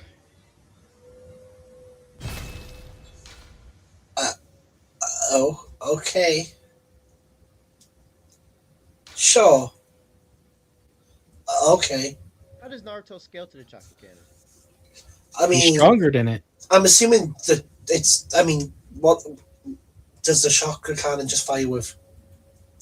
Like, I'm assuming his chakra would scale to this in his higher forms. Yeah, he's stronger than everyone's chakra here. Now, the chakra cannon calc can get anywhere between moon level to planetary, depending on how you want to calc it. But for the sake of things, I'll just keep it to exatons, so it's moon The level. chakra cannon, yeah, the chakra cannon is powered by the chakra of the cloud village. Sure, I'm just put that on screen. Yeah. And you're saying that Naruto's chakra is stronger than the entire cloud village, which sounds like Cap, but I actually will agree with you on that. His chakra is probably stronger than the entire villages combined. It is. It is. It's stronger than every. probably is. Naruto should be stronger than everybody, except for like a few characters. Yeah, I can agree with that. I can agree with that. Could you pull up my D&D character can tank this? Morlocks probably can't. Uh, Whatever it is. Send it to me. Actually, hold on. Actually, no. Oh no. I'll send you another thing. Is Okay. we've gone through a lot of AP stuff. Is it just going to be the same moon to planet ranges? Because I would kind of like to hear. Oh no, I'm about to end things off. I'm about to end things off. Okay. I know. But I want to do one more thing, and then in one thing after It just that. feels like we've been dancing around the similar AP. Oh There we no. go. So this feat can be large planet level, but it could also be at a high end dwarf star. Yes, this is That's vomit inducing. and finally, I'll send this to you again. My D&D character can tank this. It's the GIF. So go ahead and pull it up. Oh, that one. Oh, I'm so sorry. I do have that one. I'm so sorry. I didn't know it was the gift. Yes, the GIF. Yeah. There you go. Upload it now. There you go.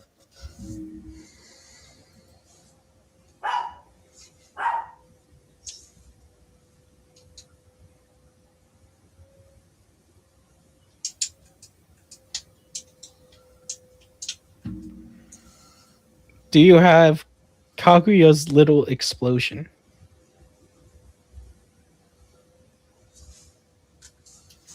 Yes, I do.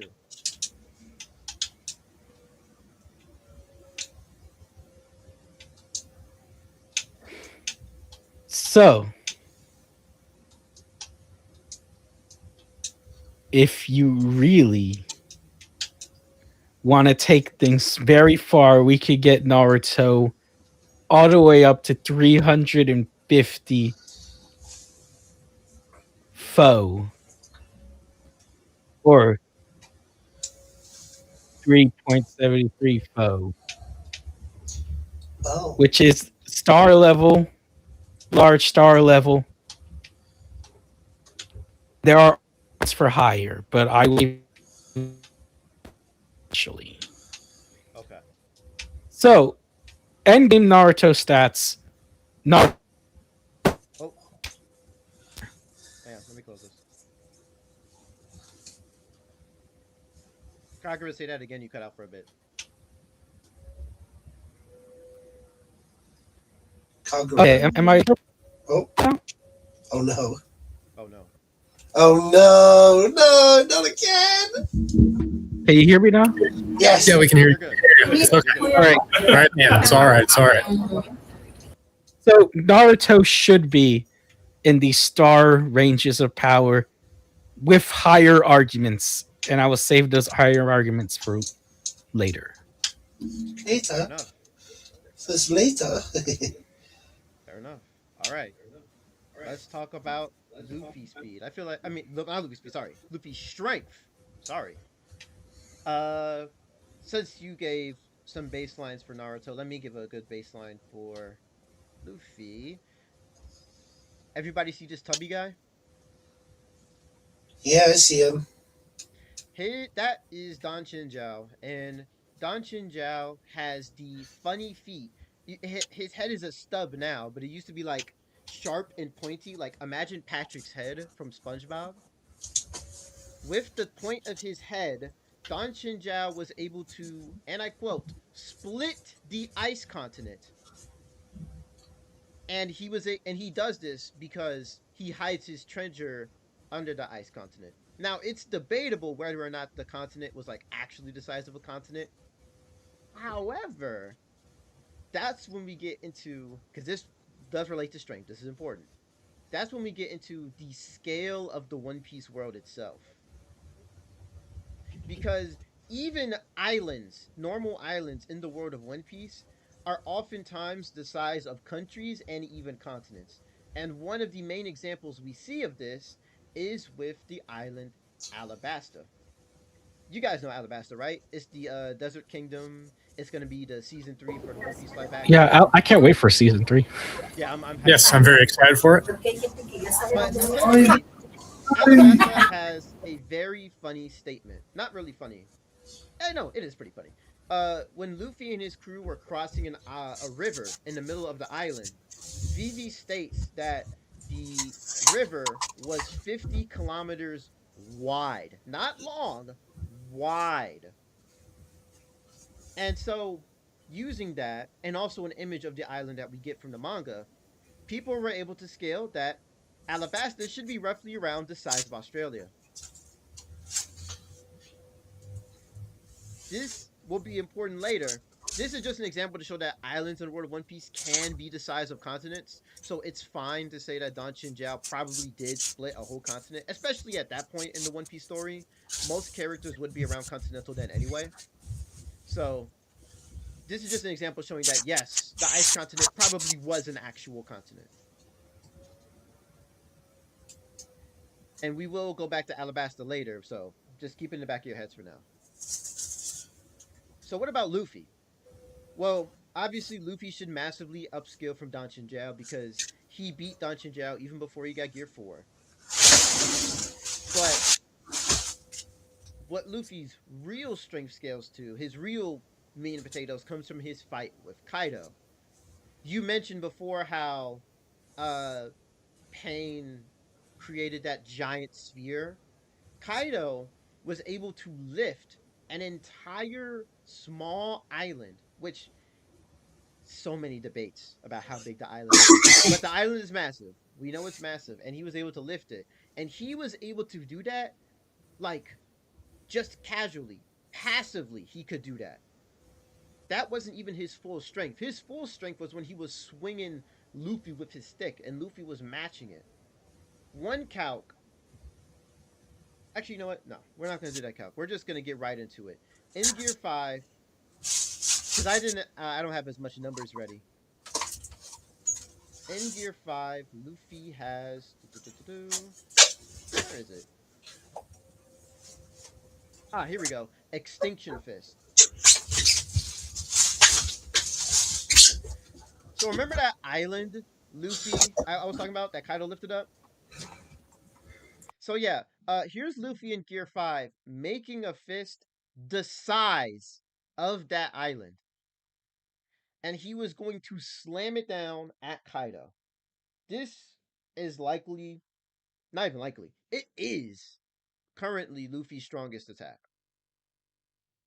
And most calcs I've seen for this attack get Luffy to around moon level in terms of AP. And that's pretty good. That's pretty decent, right? Remember remember Alabasta? Remember how in Alabasta everyone's muted, so I don't even know if they hear me. Oh, I hear you. Okay, thank you. We hear you. All right. Oh, man, there's no background audio. I'm so nervous now. Um, remember when I was talking about how the scale of the One Piece planet matters? Well, if we were to take Alabasta, because this is the one calc I do actually have. If we were to take Alabasta, we can actually get a lowball estimate for what the size of the One Piece planet should be. In the manga, there is a zoom out shot of Alabasta, and someone took that zoom out shot and said, okay, let's say that this zoom out shot is the entire width of the Grand Line, which is this green line right here. So they took that and put the width that they calculated with Alabasta onto this globe from the One Piece manga that Oda drew, and they were able to calculate that at a minimum, the One Piece planet should be around 7 times the size of Jupiter, at minimum.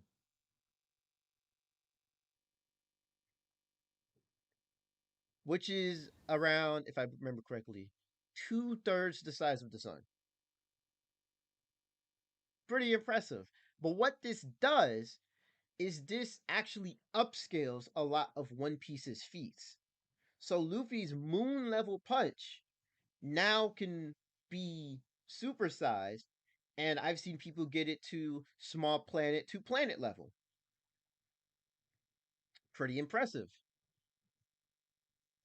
It's a lot stronger than I think most people would put One Piece, which sounds crazy, and I know it's really weird to think about, but because of the size of the One Piece planet, we're able to do these kinds of things. But we're not done yet, because there is one more thing that even I'm not too kind about. I do like dunk on this a lot. It comes from One Piece Film Red. In One Piece Film Red, Luffy fights the secret main villain of the movie. Oh, and by the way, One Piece Film Red is fine to use because Oda heavily helped write that movie. Like, not even look at the script. He helped write the movie itself, and he put a lot of canon information in that movie that wasn't already known in the manga. So it's fine to use feats. It should be fine to use feats in that movie, even though I usually don't. We could theoretically use feats from that movie, and if we do, Luffy fights the main villain of that movie. I'm gonna try and get a picture of him. The name of the villain is Taut Musica. Taut Musica is a demon, yes, an actual demon, that was going to merge the dream world and the real world together. And we actually do know that the dream world for in the One Piece, we know that the dream world should be the same size as the One Piece planet because in the movie when Uta activates it, Uta is like the main heroine of the movie.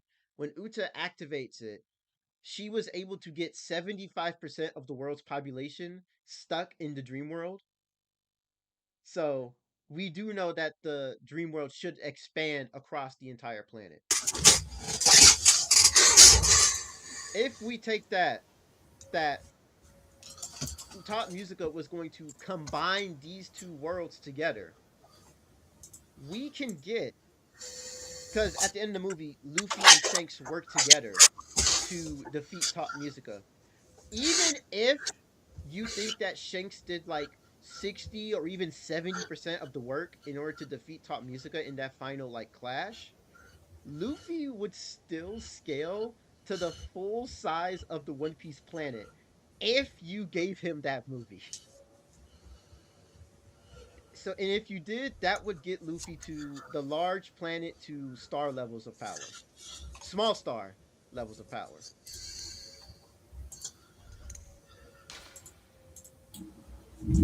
Interesting. Very impressive arguments. Impressive. And I see people in the chat talking about how the movie isn't canon. Even if the events are not canon, Oda himself still wrote the movie, and he's still like he would have to give the go ahead on all the stuff the characters were doing. So I think it's fine to use feats from the movie as long as you acknowledge that the actual events of it are not canon. Even if the people in the movie and the backstory for Uta is canon, and actually Uta is a canon character, so it's a really messy situation. Just know that the feats could be used if you wanted to use them. You know who doesn't have that problem? Naruto. Okay, so cool.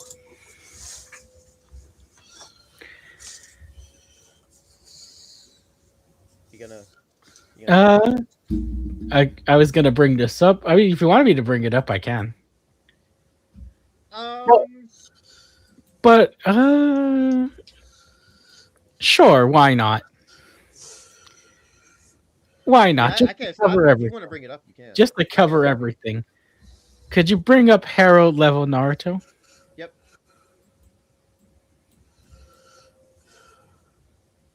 Now, I will admit this is kind of a bit of a Luffy stretch, some of them.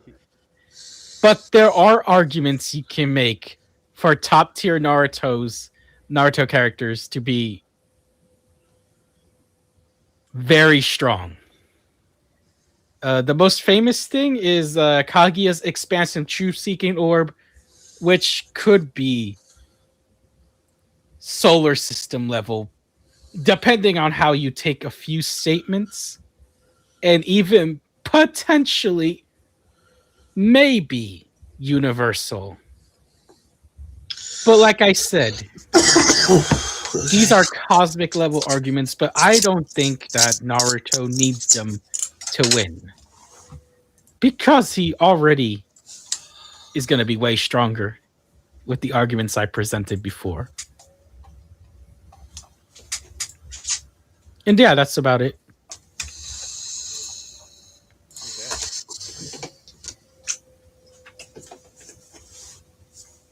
I mean, I could debunk the Kaguya stuff, but as you said, that's like more of a stretch thing for Naruto anyway. So I don't really feel the need, because you even admit that it was a stretch. So Yeah, a bit but of a I stretch. could have argued it if I wanted it. Oh. Okay, this doesn't relate to strength. Actually, you know what? No, never mind. I'm good. We're good. We're good. All right, good time to go into final arguments, I think. Yeah, I think so. We've hit the 2-hour mark, I believe. Yes, we have. All right. Final arguments for Naruto. Could you pull up Slander? Yep. Oh boy.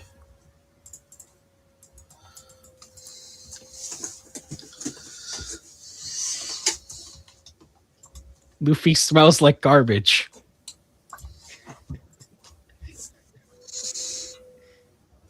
That's crazy. Could you bring up Slander too? Oh, brother. Oh, brother.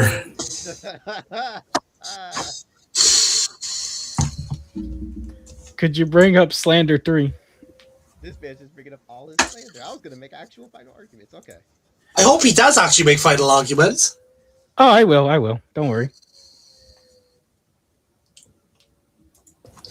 Why He is doesn't care. Why is she dropped like that? Slander 4. He doesn't care. This is slander. This is agenda. It's not about facts or logic. It's That not is about true. facts or logic. He's right. It's Bill about Hancock no longer exists. the agenda. Yeah. It's about agenda. Slander 4. He please. literally said in the first volume, I'm going to travel around the world, get a lot of treasure, and come back and marry her to whatever her name is in the tavern in the town he grew up in. Did he? Yes, he said that because he said that when he was talking with Shanks. When he was like 10 years old. Okay. Oh, did you bring up Slander 4? Slander? No, I. You don't have it? Let me just get to No, the. I have it. I have it. Okay. Classic. Dragon Slander. All right. Now it's time for my actual arguments. Yes. So, Yes. final arguments. I think no matter what, Naruto is just going to be stronger than Luffy. So he's just going to have the AP edge no matter what. Now, Luffy could be faster than Naruto, and observation Haki would certainly make it difficult.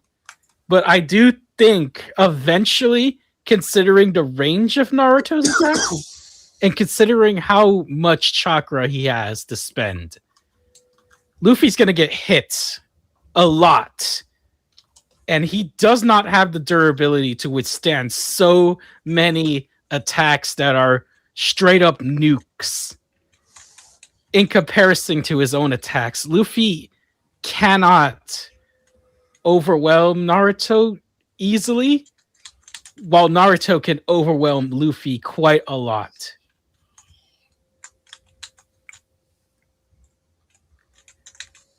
That's Also, it? Oh, sorry. Naruto should be way more skilled in a fight. Well, we didn't even get into skill, but I think that's debatable. All right, fair enough. Okay. Y'all saw what he did. Y'all already know what I'm about to do. Ah, here we go. Oh, brother. Lander. Listen, I'm telling you, if Luffy starts to fight and he uses advanced armor Haki, Oh, this God. is a real thing that can happen. That's real. Okay. But I'm not done yet. I got two more, and I'll stop because I know Saul's tired of this slander. You talking about how Naruto had a wife, but isn't it more interesting that Naruto had better chemistry with Sasuke?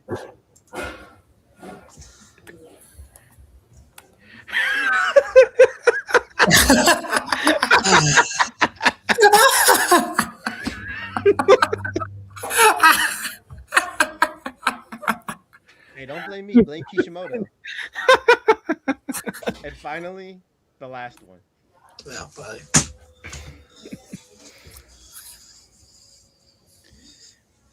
Luffy, the king of keeping Shonen afloat. Oh, why are you dragging Deku and Ichigo into this? People say if it comes to covering bums, always bet on Luffy. Manga, anime, and live action, out of every shonen in the world, this pirate is said to be the richest creature alive.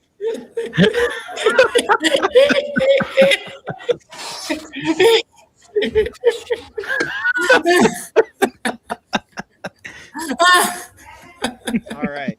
Now I'll actually be serious. All So- right. I do agree that Naruto is likely stronger and more durable than Luffy. But as I brought up, thanks to a lot of Luffy's abilities, those don't really matter. If Naruto is more durable, Luffy with advanced armament can ignore his durability. And he can even debatably disrupt and greatly disrupt his chakra system, which would affect a lot of Naruto's abilities and even stop him from even using his higher forms.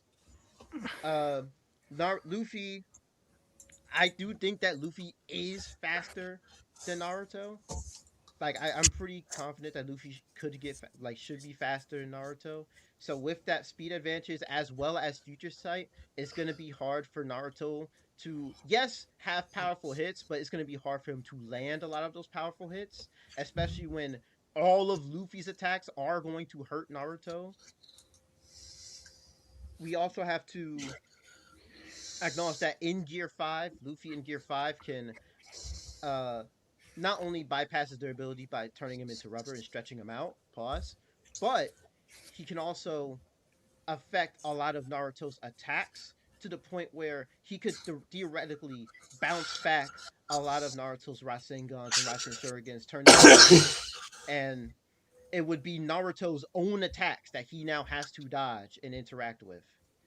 So even if Luffy's attacks can't hurt him, there's no guarantee that Naruto's going to be able to tank the same attacks, especially when the Rasen Shuriken works on a cellular level of cutting at the cellular level.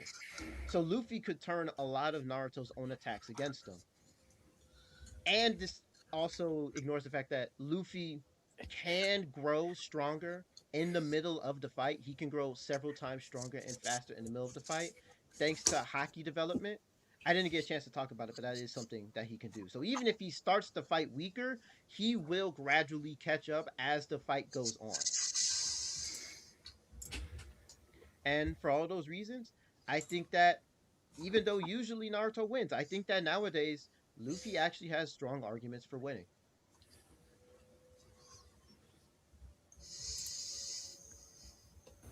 Saul, would you care to go first?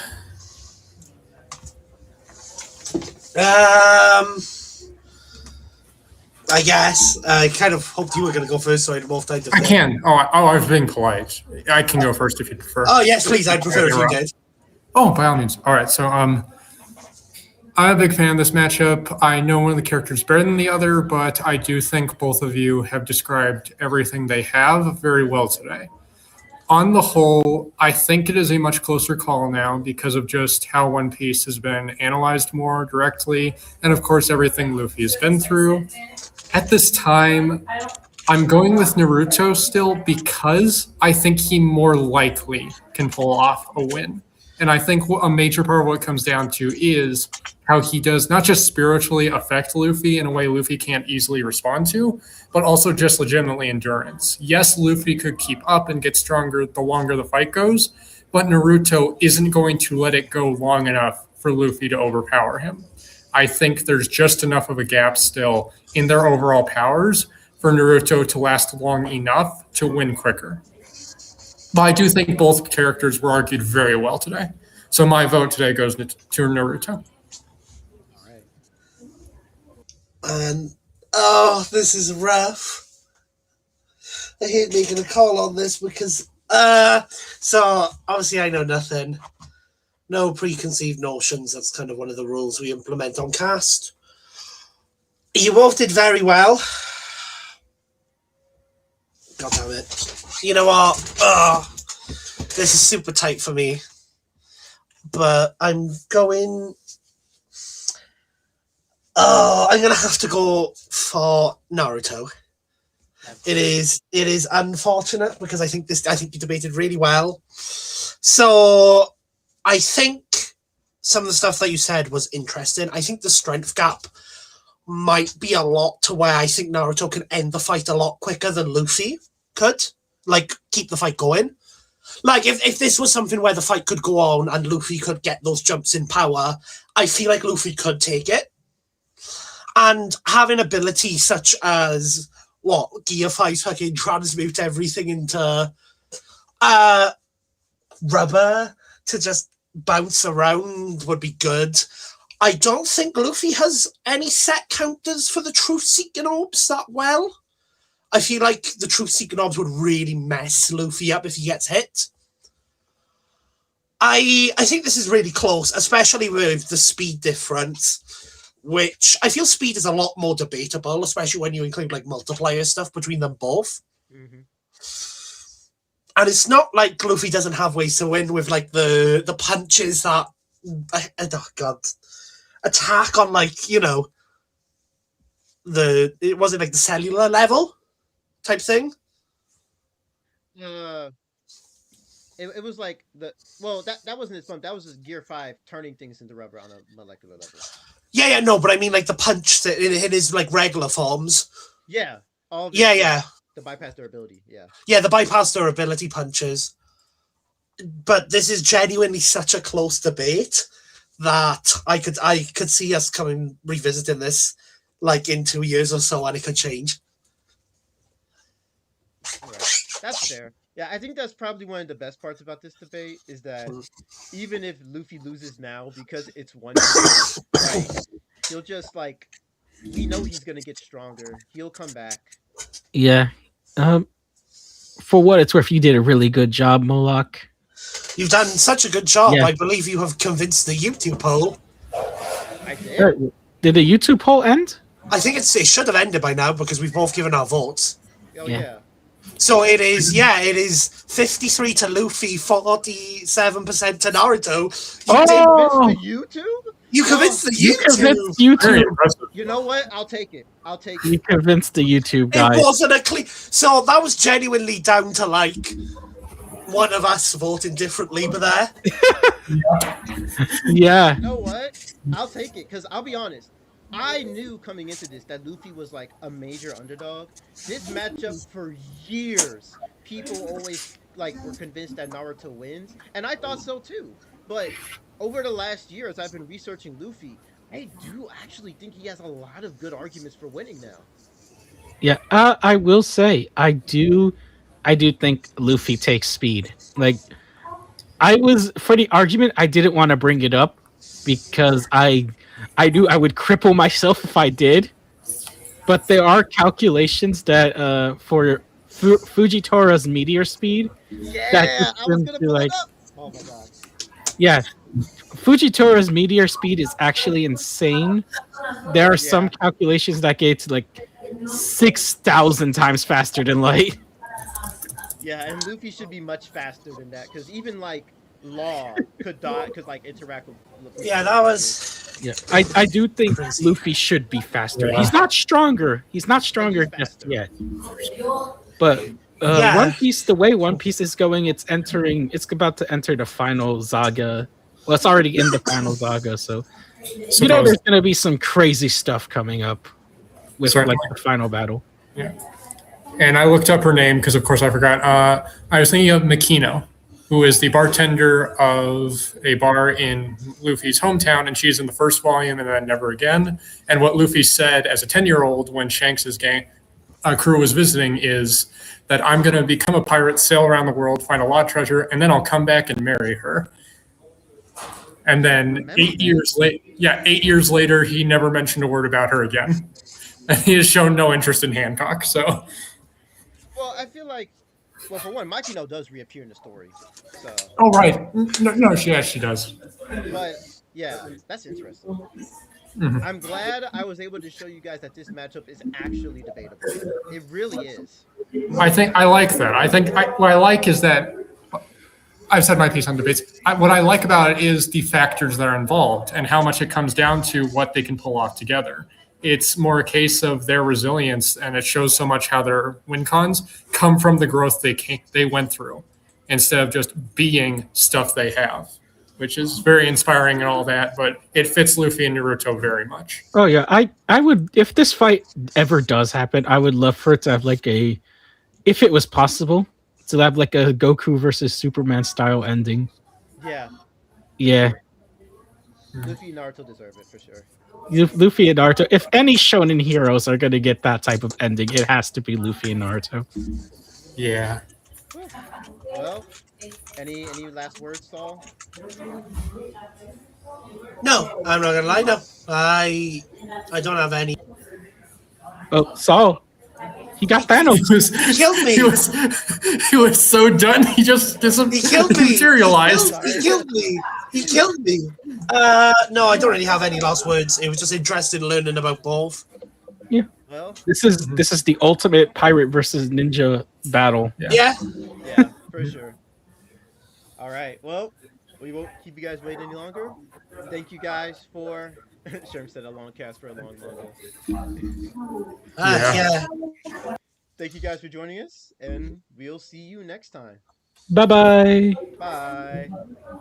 Goodbye. All right, man. Paul, man. Phew. That was insane.